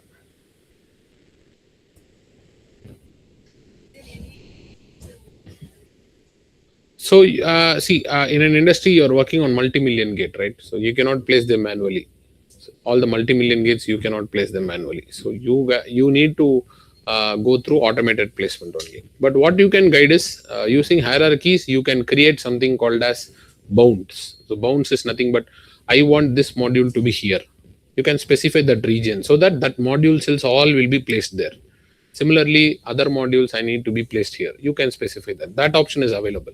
But manually, if you want to place, there is no scope because you cannot work on multi-million gates to be placed because you don't know the logics, right? If I take one flop, you don't know where and all it is going. So the tool knows it. So that is why you define the strategy based on the module analysis. And then you create some bounds and other stuff so that it will place correctly. One doubt I had regarding the timing reporting synthesis. Like let's say for sequential circuits, we know that setup time and hold time related to that only we are getting timing information. Yes. But if we have a purely combinational circuit, what can be the So, as I explained, the fourth type of path, if you remember, right, it's a feed through path. So, the feed through path will have an input to output through a combinational circuit, right? So, either way, the timing endpoint is start to end. So, you are constraining the timing path to IO delay, set input delay, set output delay. So, that timing path will be considered because you still have the input to output delay path. yes? So, you will be optimizing. You need to optimize that. Actually, once like I tried like synthesizing just the combinational circuit. What happened was in the timing reports it showed like unconstrained. Correct. Because the constraints only is there for registers. So do we have to modify the constraint file in that way or Yes. So you don't have set input and output delay also? no, no. You had.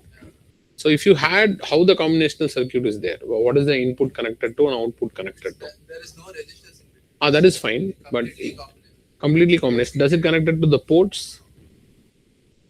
Yeah, it will connect to input output. So input output port itself will be a register. Correct. So you need to constrain the set input and output delay and then see the path. You will be definitely seeing the path. If you don't specify input output delay also, the path will be unconstrained, obviously. So either create clock should be there or set input output delay should be there. Both should be there, yes.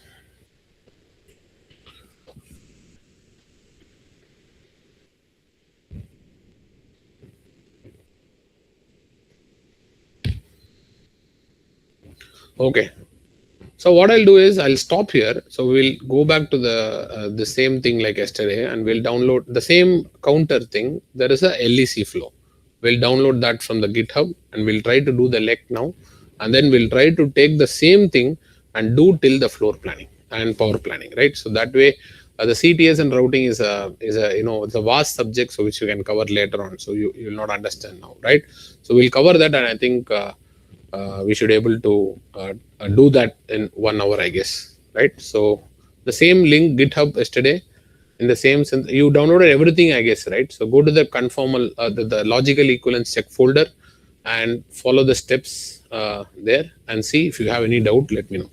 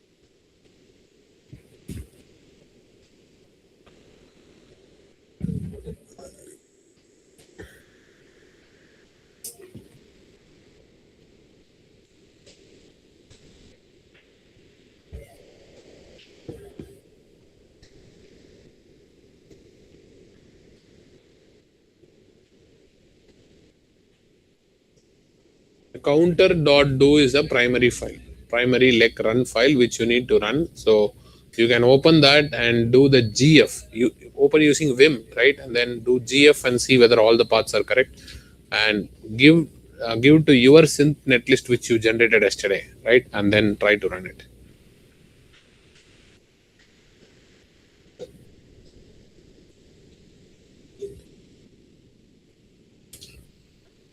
I think it is capital until, right?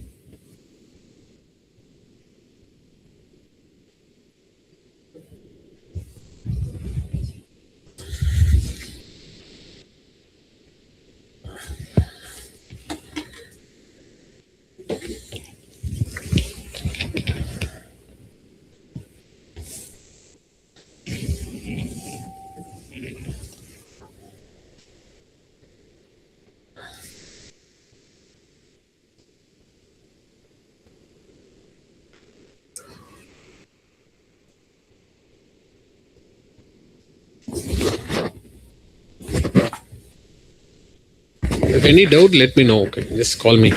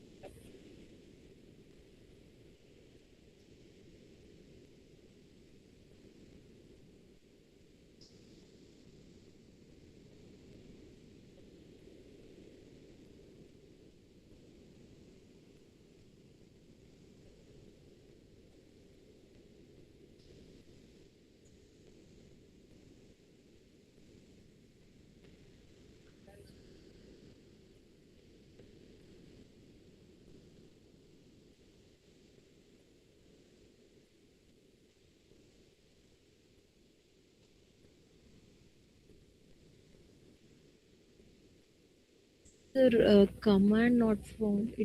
It should be capital D or ah.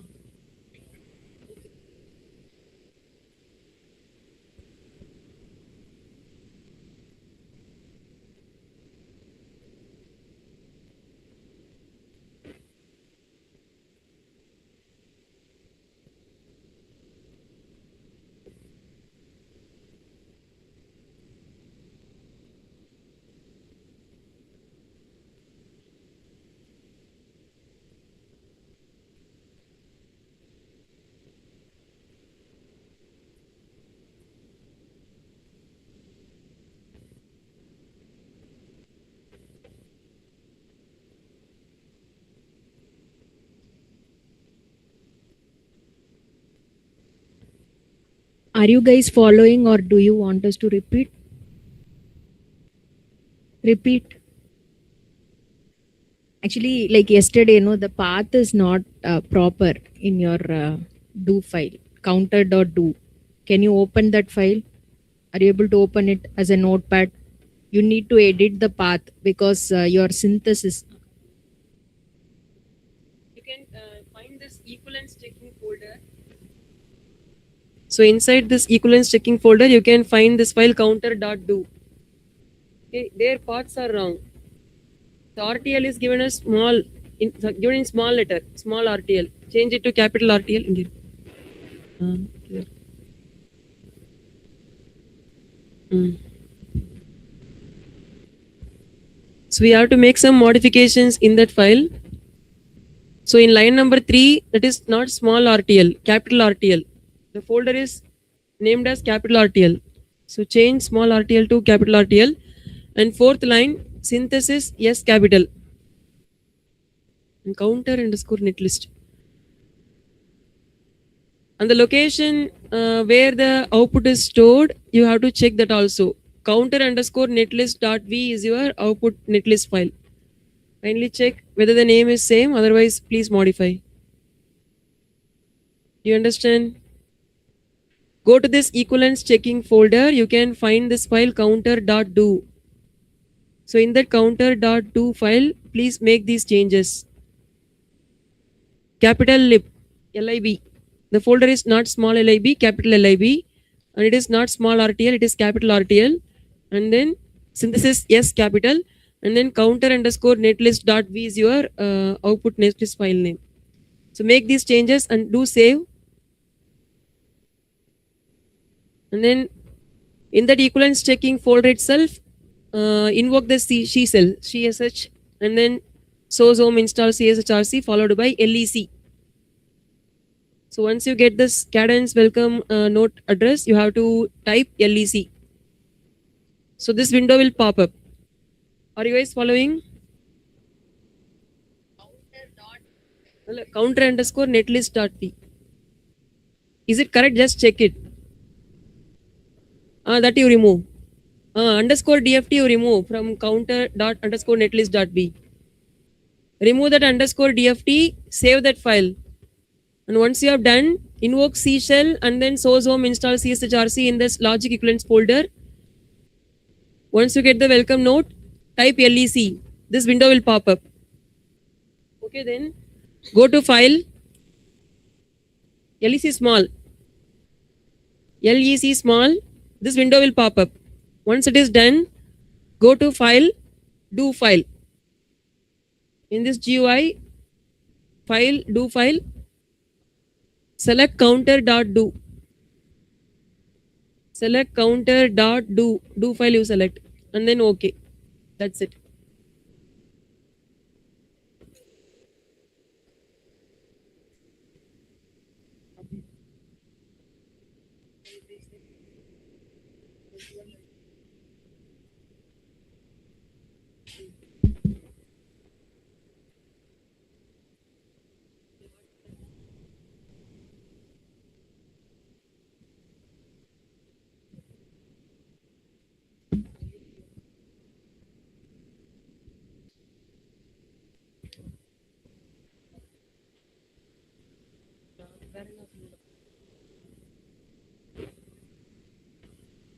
Sir, Sir, from this, we have to just compare the mapped points of golden and revised. Is it? They should be equal. Suppose it is not equal and you.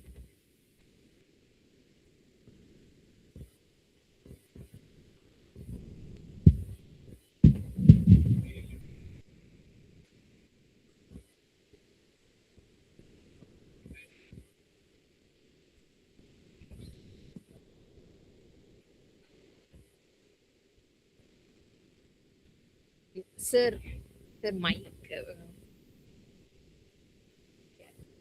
Below the tools, you have the gate symbol next to that. Next to that, mapping manager. Yeah, this is called mapping manager. Click that.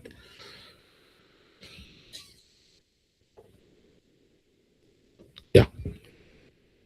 Yes. So this will give you a picture of if there is unmapped points. That is the first thing we need to look at. If there is a non-equivalent, then definitely there will be an unmapped points at the first column. In this design, it is clean, so nothing is there. And mapped points, all the PI means primary input and PO is primary output, right? They need to map. Compared points. Let's say you can use the filter option to do whether which is equivalent or non-equivalent, right? So you can click one of the compare points and just go to some count 5 and click that and do a right double click.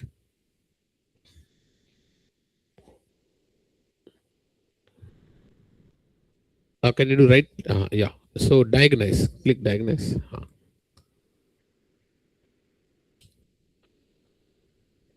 Yes. So you can see that even the non-equivalent will come in red color if there is a non-equivalent. Same way you need to open the diagnose manager. You can see that first thing is what is the point. So which means you are comparing a count rich 7 with respect to count rich 7, right? And diagnosis point is what is the input of that register. So it is coming out from a buffer here, right? Whereas on the other side, it is coming out with a XNOR gate because synthesis would have optimized it. But it is okay. As long as zero value is there on both, it is okay, right? Functionality may differ, but the value coming to the flop is same. So that is how we need to debug.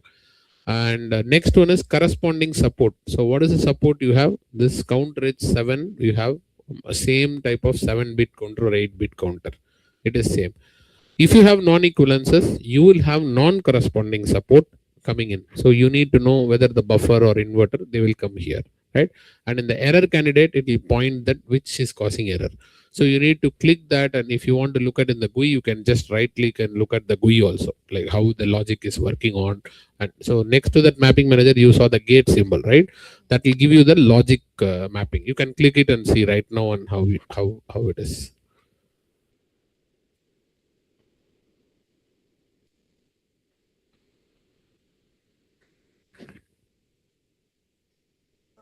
Where is it?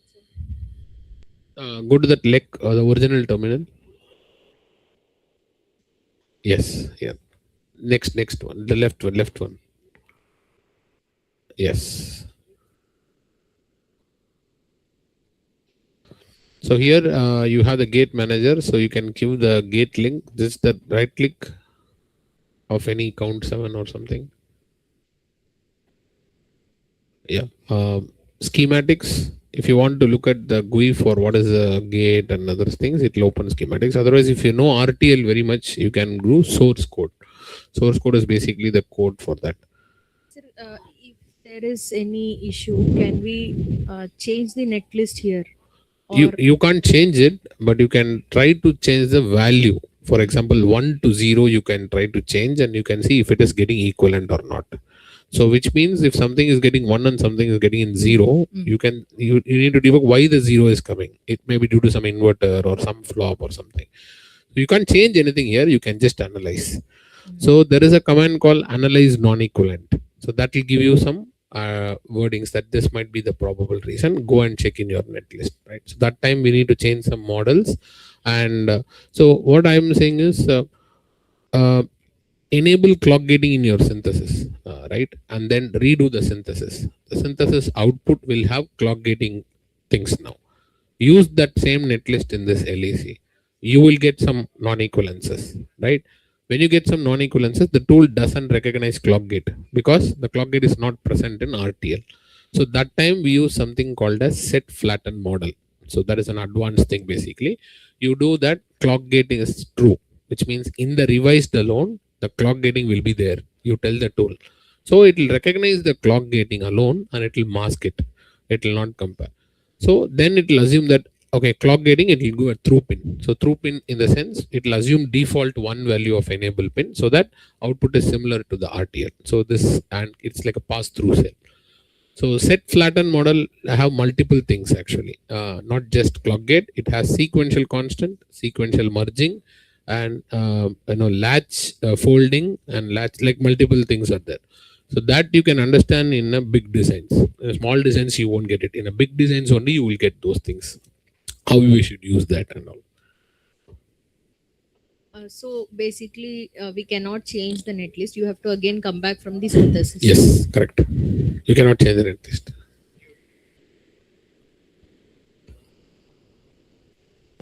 So here for a small designs, what you can do is, let's say you can see this is golden one on the flop. So double click on the D pin. You can see that you can trace it back actually. Yes. Right. Scroll down to zoom out. Yes. So now you can see this logic, right? For smaller design, you can open the revised also and see the logic circuit and see where it went wrong.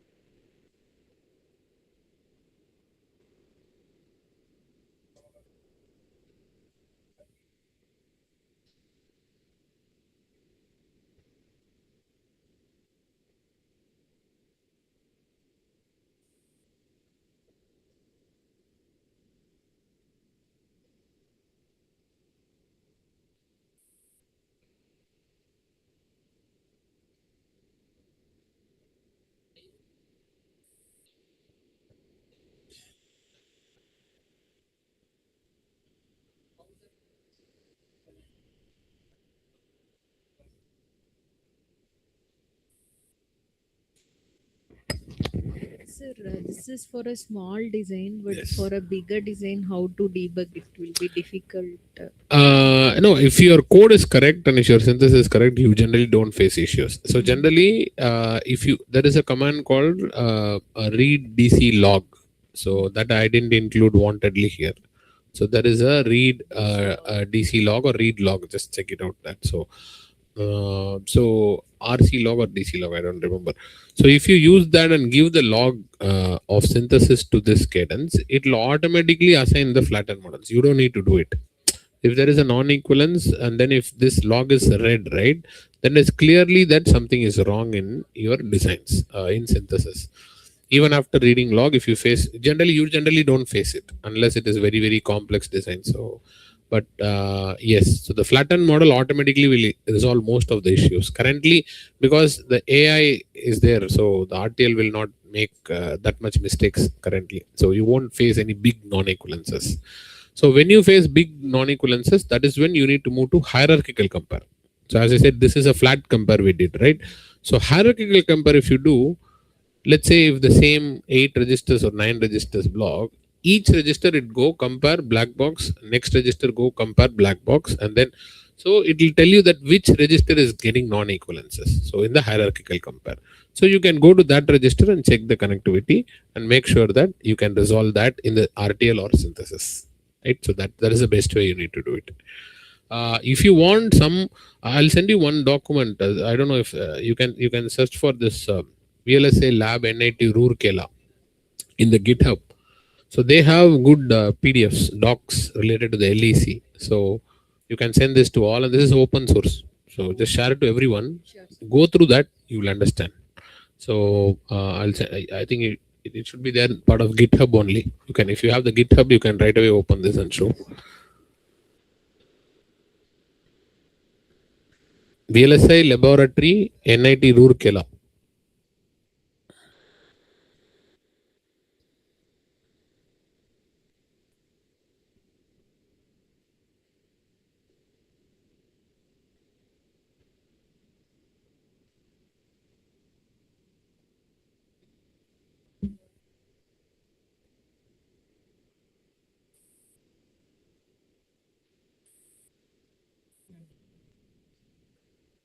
Yes, sir. Sure, sir. So I'll send one other PPT also. You can share with all. So that will have the complete flattened model explanation. So you can read it offline and see it. So this is just, this NIT Roorkela is like they did everything with steps and they showed you. This is not that they will have non-equivalent, but they would have mentioned what should we do. The students can be handy by using this. So they'll give step by step with image. So this will be useful for all the things you are doing for the first time, right? So they have all, they have a lot of .vs here. You can try various .vs and try it out.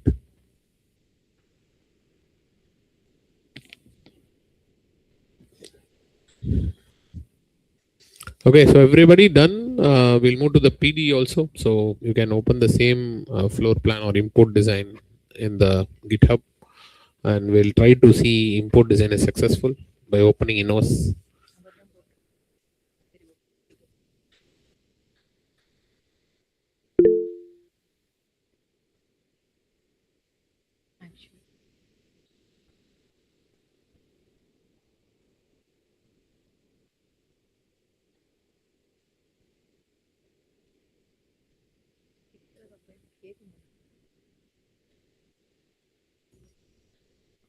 Have you people done? Guys, is it done? LEC. You can go to PNR, right? Shall we proceed? Okay.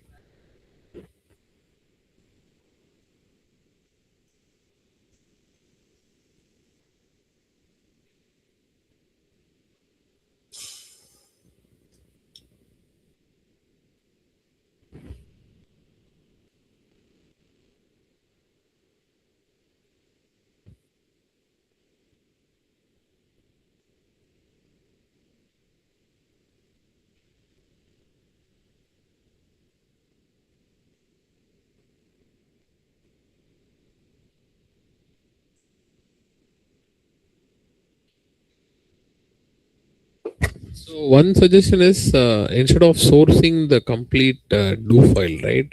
So you open the do file in some file and just source line by line and see what it is reporting. So then you will understand it, right? Instead of just sourcing, right? First, if you do, let's say do file, forget that. You just do read library, read Verilog. So one line if you do, you will know what is happening. So you can open the log file and see the each thing what it is reporting.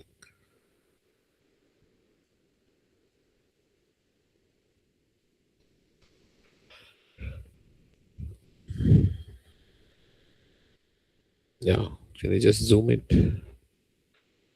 Yes. So yes, the first line you can search for command also in the log. So just search for the command with capital C. You will see that is a command we have in the do file. So the first one we are using read library, and it gives few warning, right? So you can see that the warning has some name in it. RTL 14.1 fan out load of the signal is removed, internal primitive is recognized, named port association. So if you want to understand what are these warnings, you can just do man on the name of that warning in the LEC session. It will give you the description of that warning. Right? Warnings you can ignore, but description, if you want to understand why it is coming, you can read that.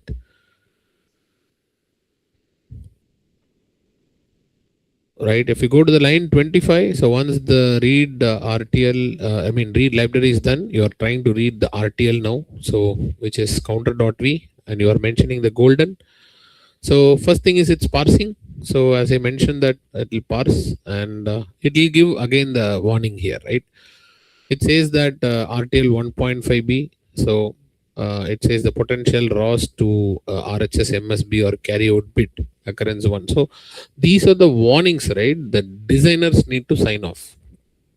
This warning can be there, but they need to waive it off. Designer knows that, okay, this warning is okay. So it says that read Verilog design successfully. There should be no failure, right? And then you read the design on synthesis output Verilog revised, right? And parsing file, and there is no warnings on the synthesis. So we are good there. Read Verilog design successfully on the 34th line. And so here they added the pin constraints on scan enable to be 0. This is the reason I explained that you are going to check only on the functional mode LEC. Because scan mode, if you do, you are going to fail. So we need to make sure that pin constraints is there, right?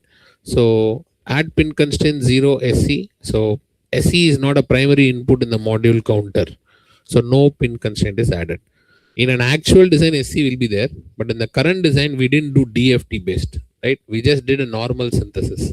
But if you see the name, you might have add dft.v, right? The reason is they had the DFT, the scan insertion netlist, and then they did LEC. That is when you will have the SE pin, right? So offline, you can try that with DFT also and see how it is working, right? So this SE pin will be there. That is why it is part of that, right? Similarly, scan in, scan out, they are just ignoring it, right? And the set system mode LEC. So what it does is it is processing the golden, and it will model automatically, right? Whatever present in the golden. Similarly, processing revised, modeling revised, and mapping key points does automatically. So total 18 points are there, and we are seeing equal number of points in golden and revised, right?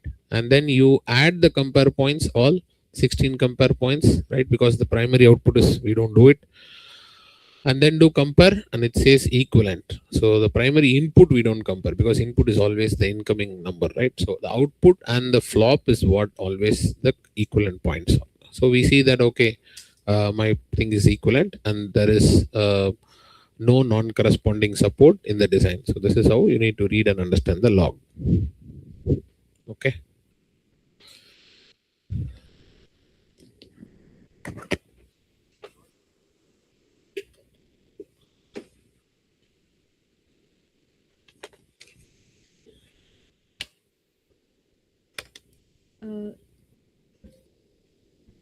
Functional simulation we will do for netlist, right? Generated netlist. Sorry, come again. So once synthesis is done, to check whether it is functionally correct or not, just like the RTL.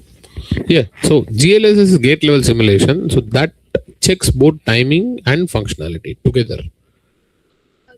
We can now even check in Xcelium or Epsilon. Yes, you can do it. So if, let's say, if you can take the synthesis netlist and you did a write SDF, right, the standard delay format, you need to give that SDF and the netlist together to the Xcelium tool. It will run GLS and it will say you. It will give you. So that is functional verification plus timing verification. So this is just the logic check. That is full functionality check along with timing. So we call it as dynamic timing analysis. But that has to be done now, no, sir. No, we generally do the gate simulation after the CTS because clock is ideal anyway. If your setup is clean, your GLS will be clean only mostly. You will not see any issues. But when there is a hold violation after CTS, then if you run GLS, it will show failures along with functionality. It will take some time. So for GLS, they will have again modes and they will have test benches. So you need to prepare that and you need to do that. So that is a separate flow actually, gate simulation.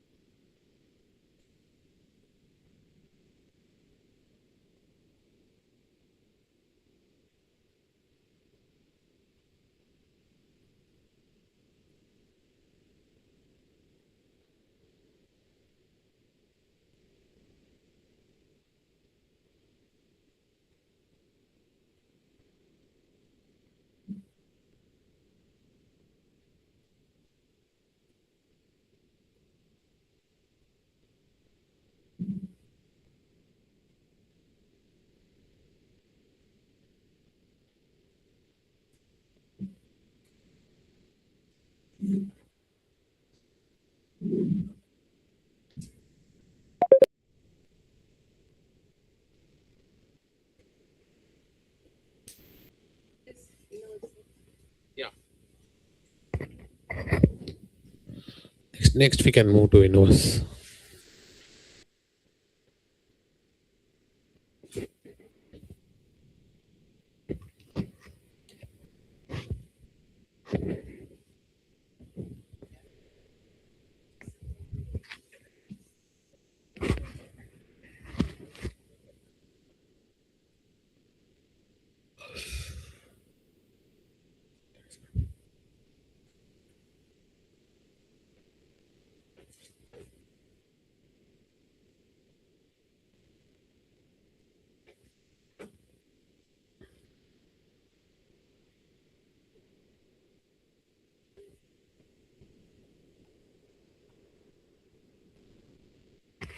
So you can open the README first to understand what is there, and then we can start.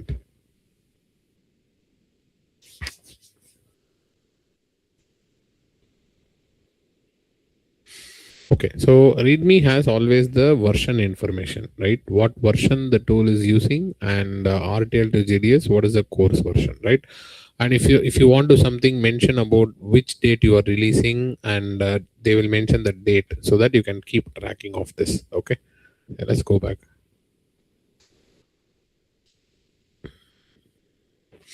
Open the power.tcl.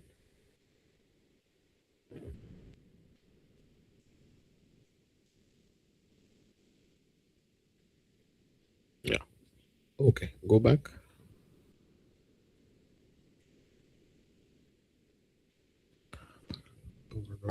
:Q for going back. Okay. Can you go back once? What other directories are there apart from physical design?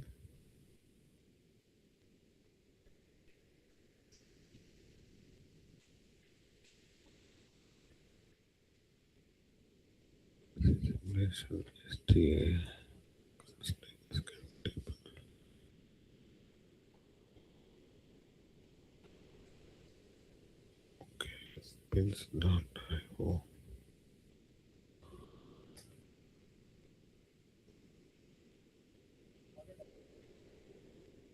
Can you go to the GitHub and check which main file they are sourcing for physical design? Because I couldn't find the file, the tickle file for the main tickle file.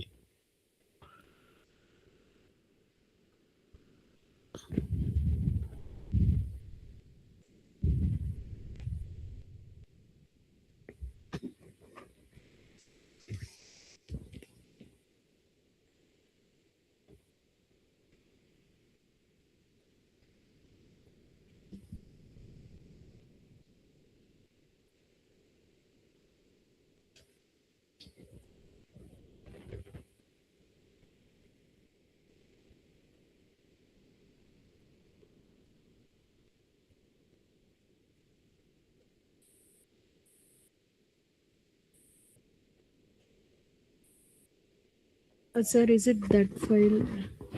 Yeah, this is the file. Yes, correct. Yeah. Okay. So as I mentioned, right, we saw that the primary input for PNR is first the gate level netlist, where that is present in your physical design directory, right? Counter netlist.v, and we have left files, which is a physical representation of any cell.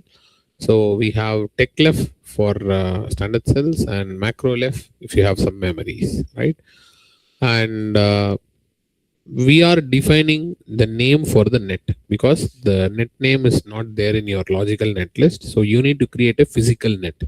So we are defining that init power nets as VDD and init ground nets as VSS, right?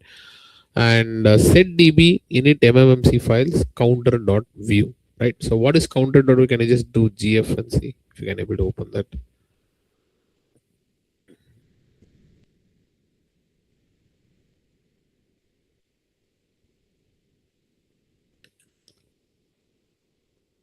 Yeah.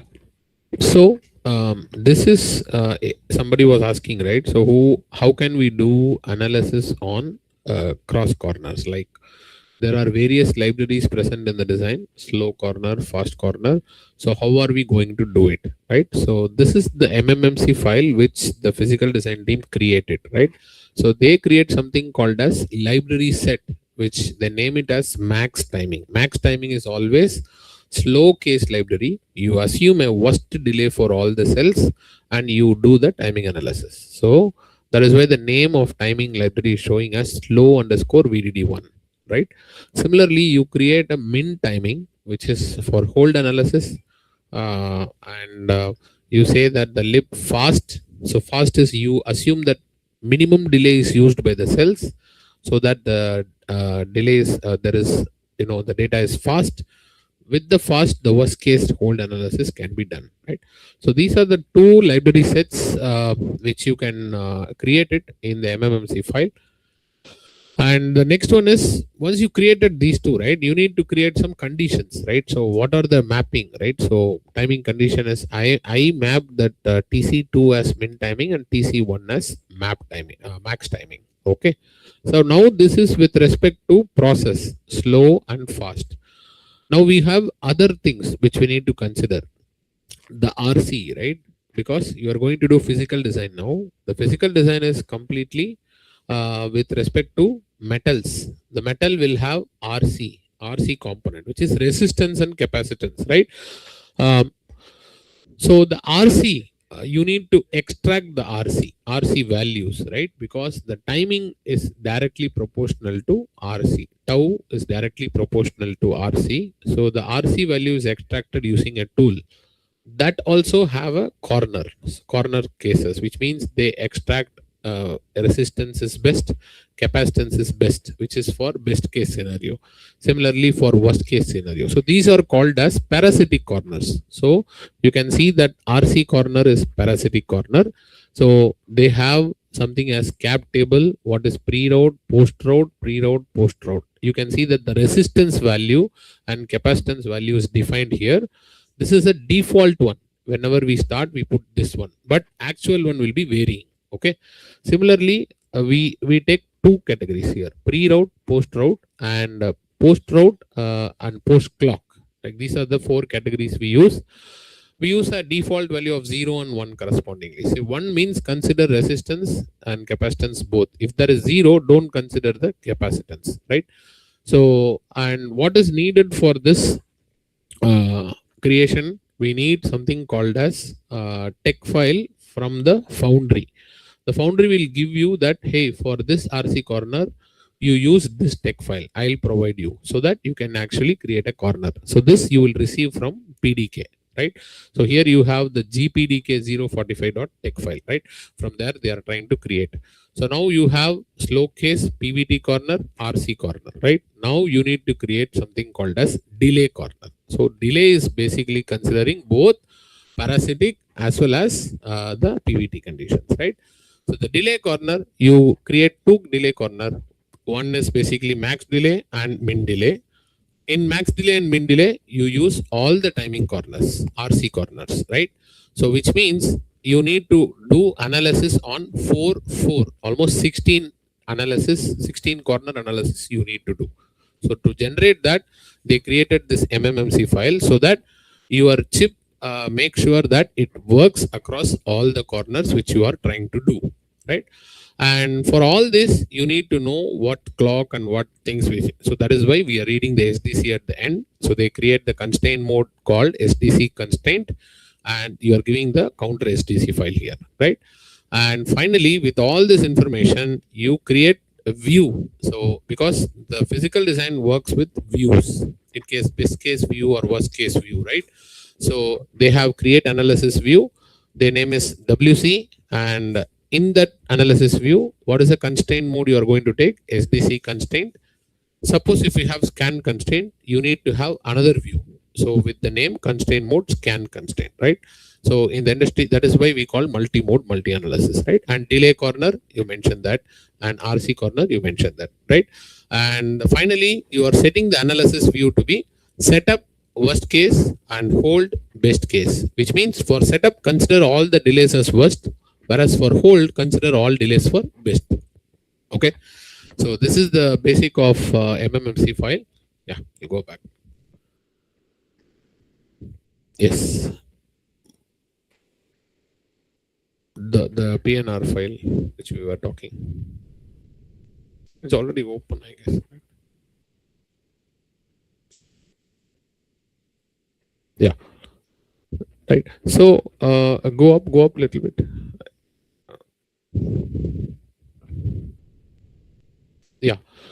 So here we are reading the MMMC counter.view file which we just created it, right? So that tool understands that I need to work on 16 corners to make sure that timing is clean across all these corners, right?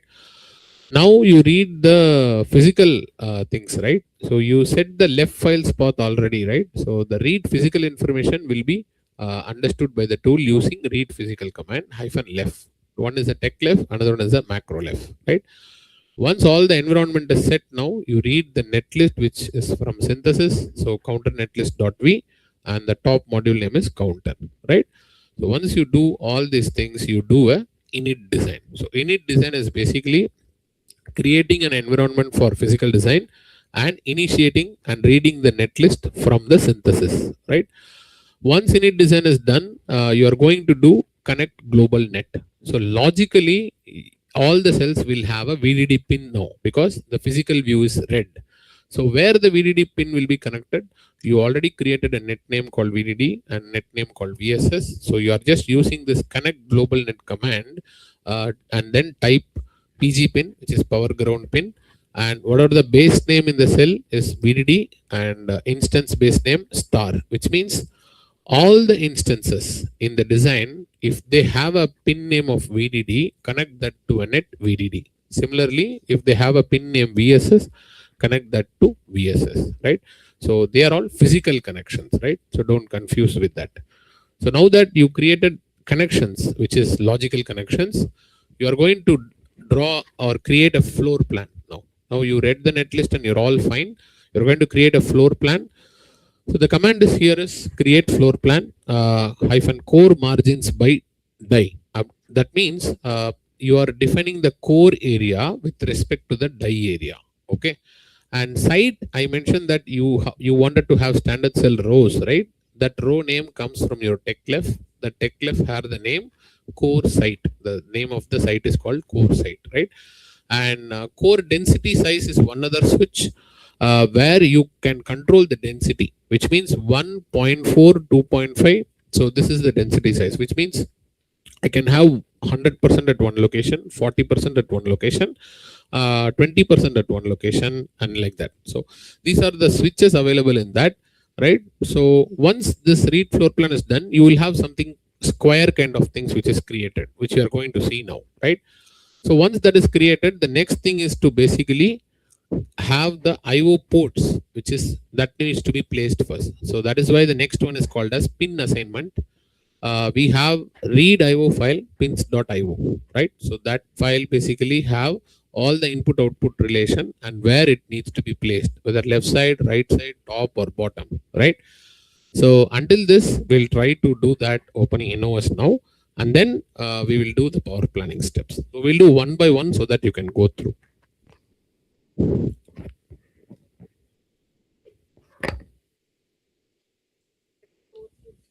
Yeah, don't source fully. Open Innovus. Let's go line by line, so people can understand easily.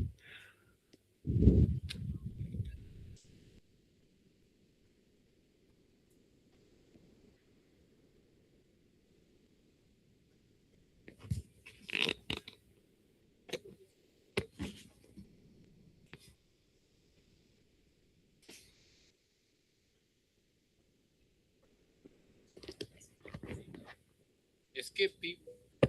Press Escape P. Source and then Escape P. Escape P. It's not coming. Ah.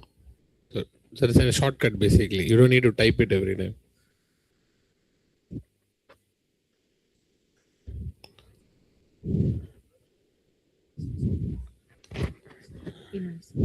Go to the STA folder.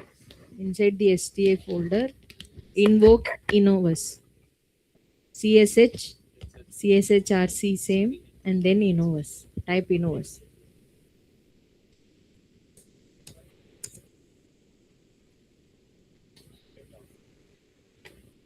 Got it?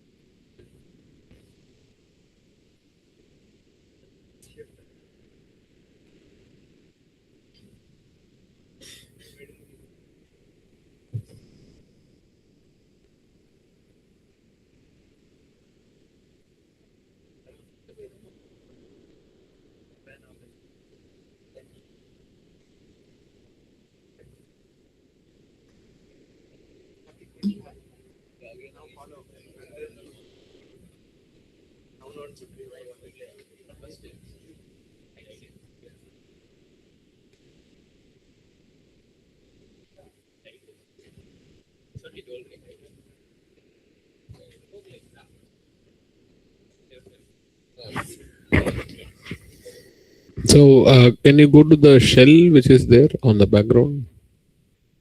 Yeah. So you can have that the script or something. Yeah, you can go to the first line and then source. Let's say first 4 lines. Yeah, all the set until the MMMC you can copy. That is you left out. First S is you left out. Take care of that. Yeah.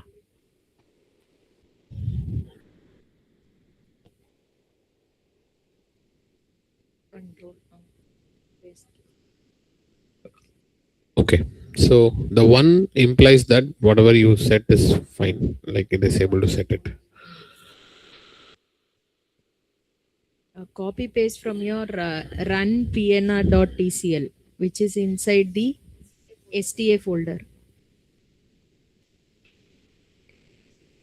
till setdb. All the setdb commands. Control C and then there right click paste. Yeah. Until init design you can do.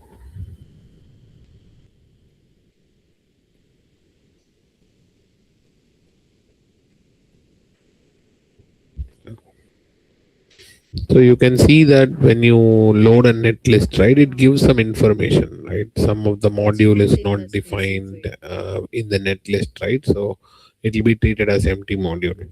So there is an error, I think, that files left file. So capital F, I guess.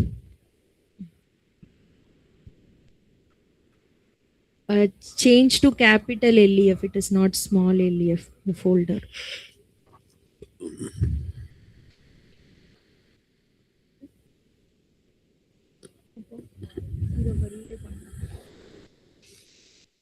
தெரியல. I think so, no?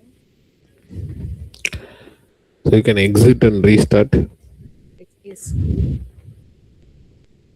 Copy this still in it design. Exit. Exit again. Enter the exit. Exit. Type on. Small.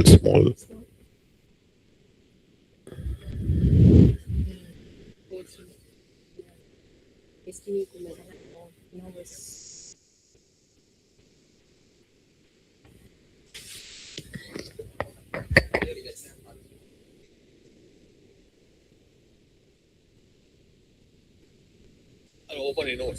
Open it.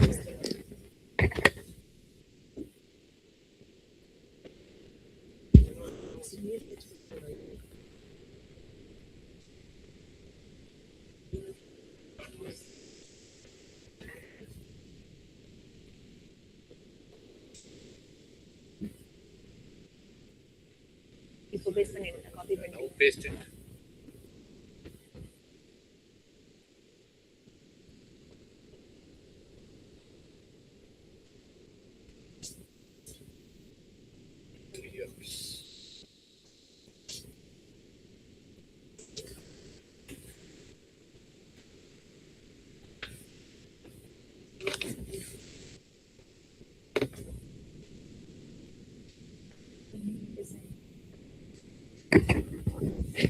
Okay, so I think they made a wrong in the script. So when you already read the netlist and do init design, it is a multiple times. So that is why it is cribbing. So you read the netlist and when you do init design, it will crib that already design is loaded in the memory. So why I saw some error with read MMMC. Can you check that?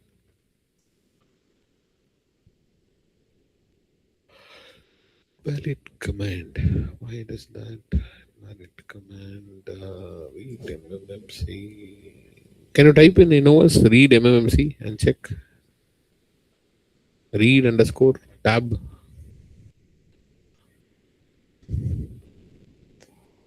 It's not.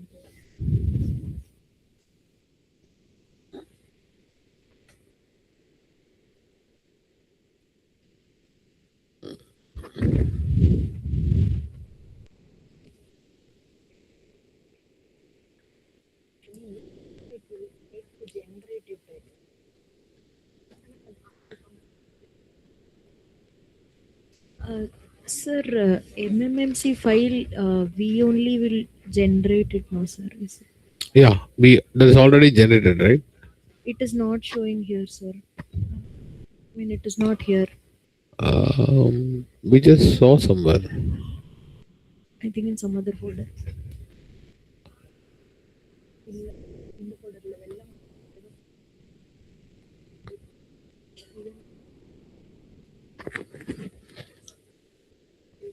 In the physical design, it's not there.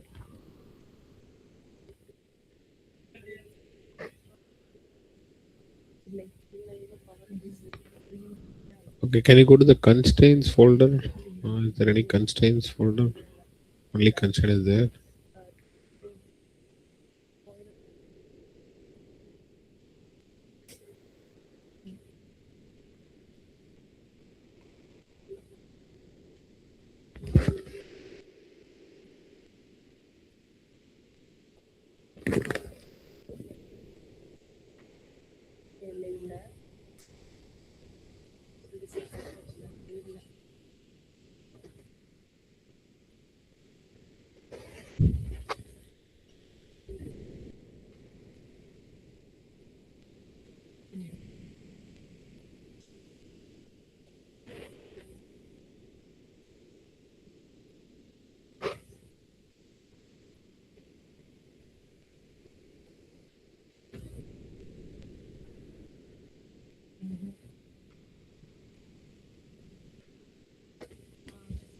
No, sir, it is It's not not there. there. Okay, create one. And we saw somewhere, right? Where did we see the description of MMC?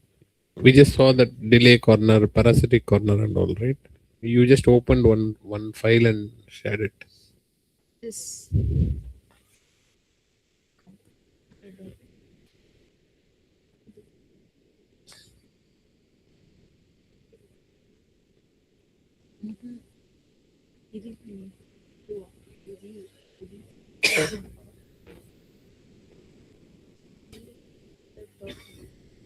Counter.view is not there.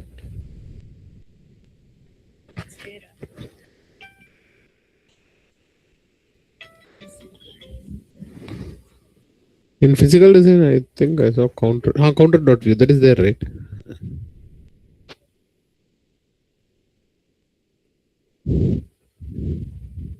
Yeah, this is the one.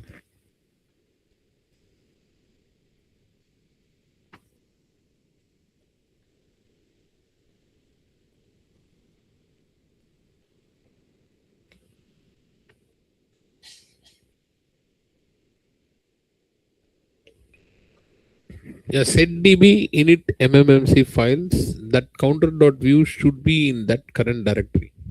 I think that is the issue. Or give the path to the physical design and then, because the counter.view is not there in the current directory, right?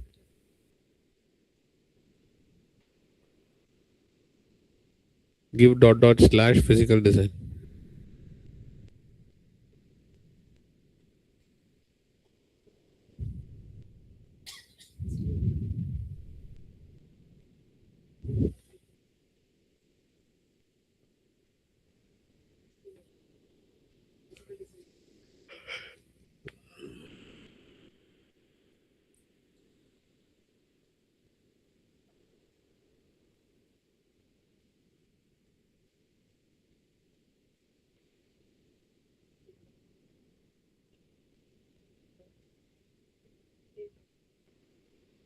It's there, right? Um, say, be the version is the issue.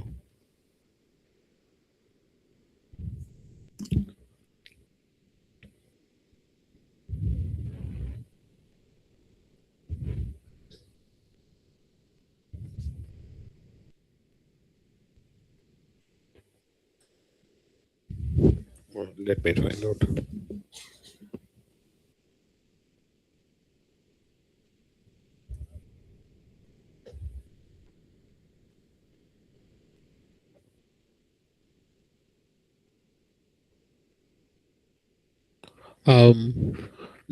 Can you give eval underscore legacy in that inverse shell?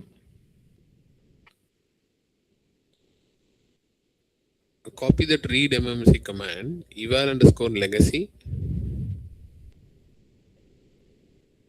tab, space, flower bracket open.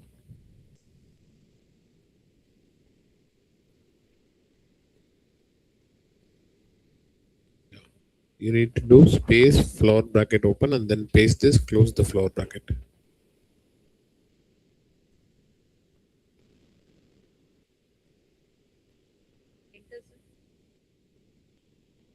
target command.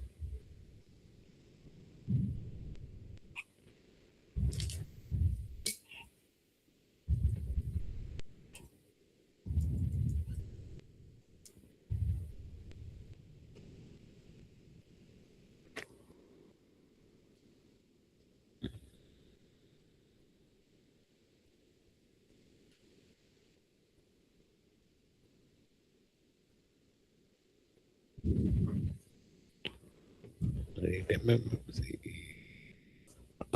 Does the set init MMMC that is working fine without any issues?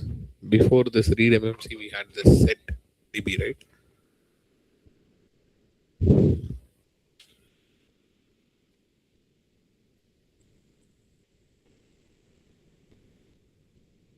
Okay, can you just do help space star help star MMMC star?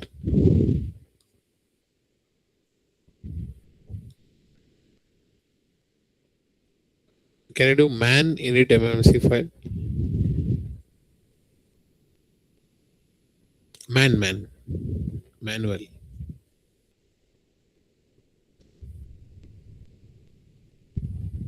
MMMC files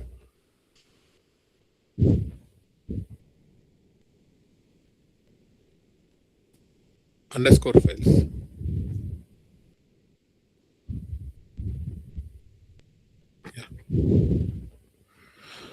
Okay.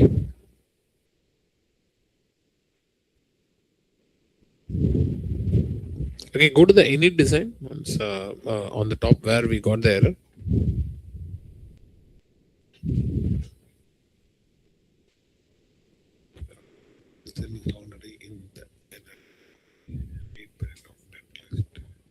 Okay, go to the parent script.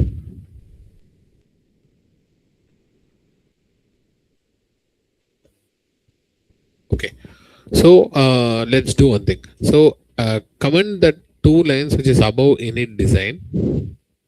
Uh, two lines about the init design, yeah, and then just re exit innovus and reopen innovus and just source this up to init design. Let's see if it is working.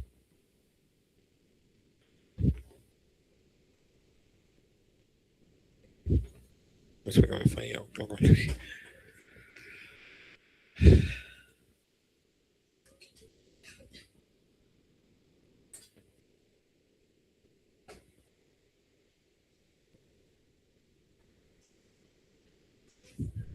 Don't source, just copy paste Okay. that up to init design.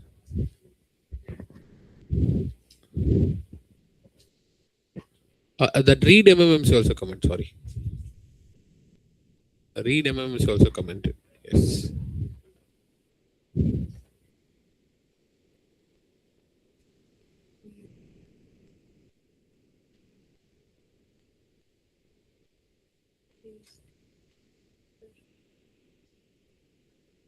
Yeah. So can I check that lib is a capital lib, I guess.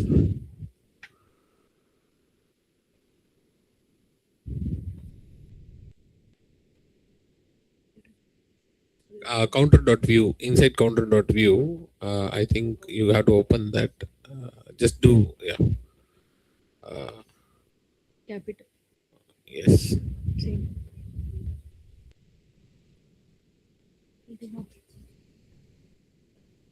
There is no other lib, right?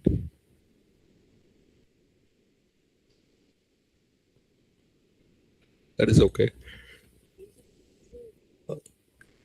Okay, fine. Yeah, save it and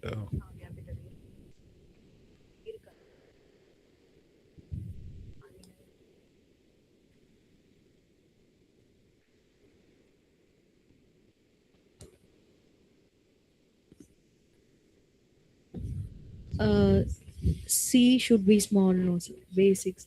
correct. Yeah.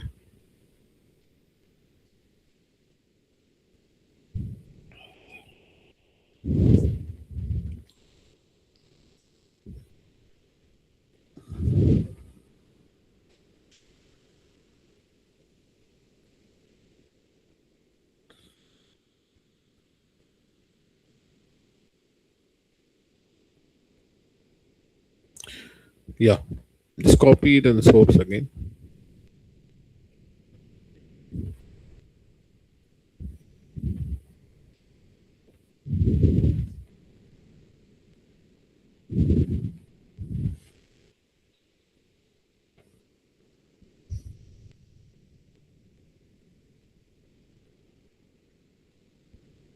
Some other file also have this dot lib.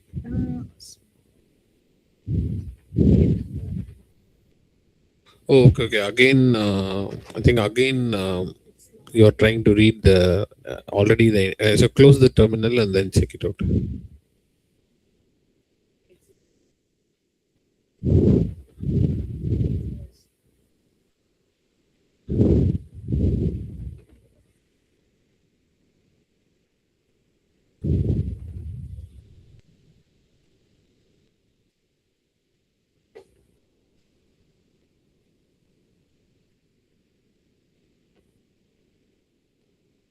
Just paste it.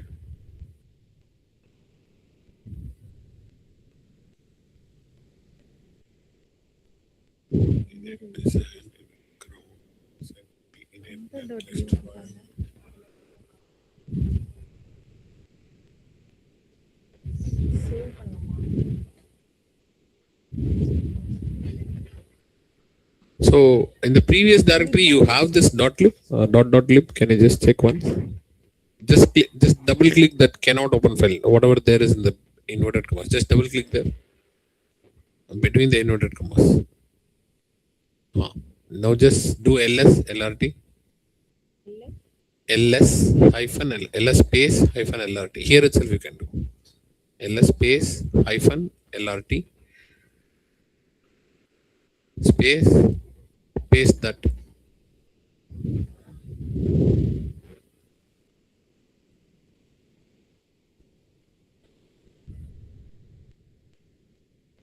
Oh, so there is no okay. Can do capital lib.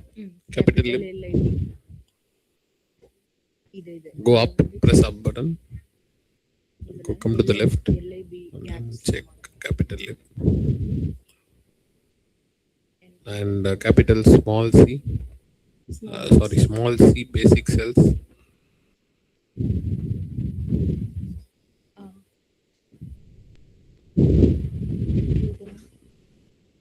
Okay, it is available, right? So somewhere it is trying to see dot lib file. Where it is trying to see dot lib file. Yeah, check in the view file for slash lib counter.view file. You can open and search for slash lib. Actually, it didn't reflect here. It is still small. What is not reflecting here?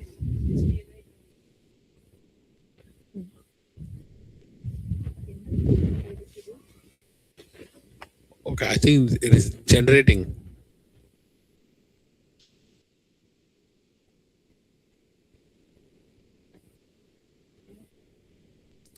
Okay, you can create one thing. Copy go back to the previous directory. Copy capital lib to small lib.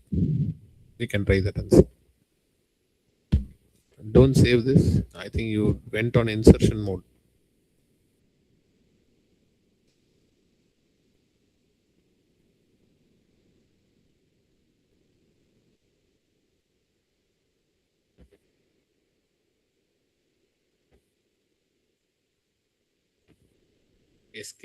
Escape colon.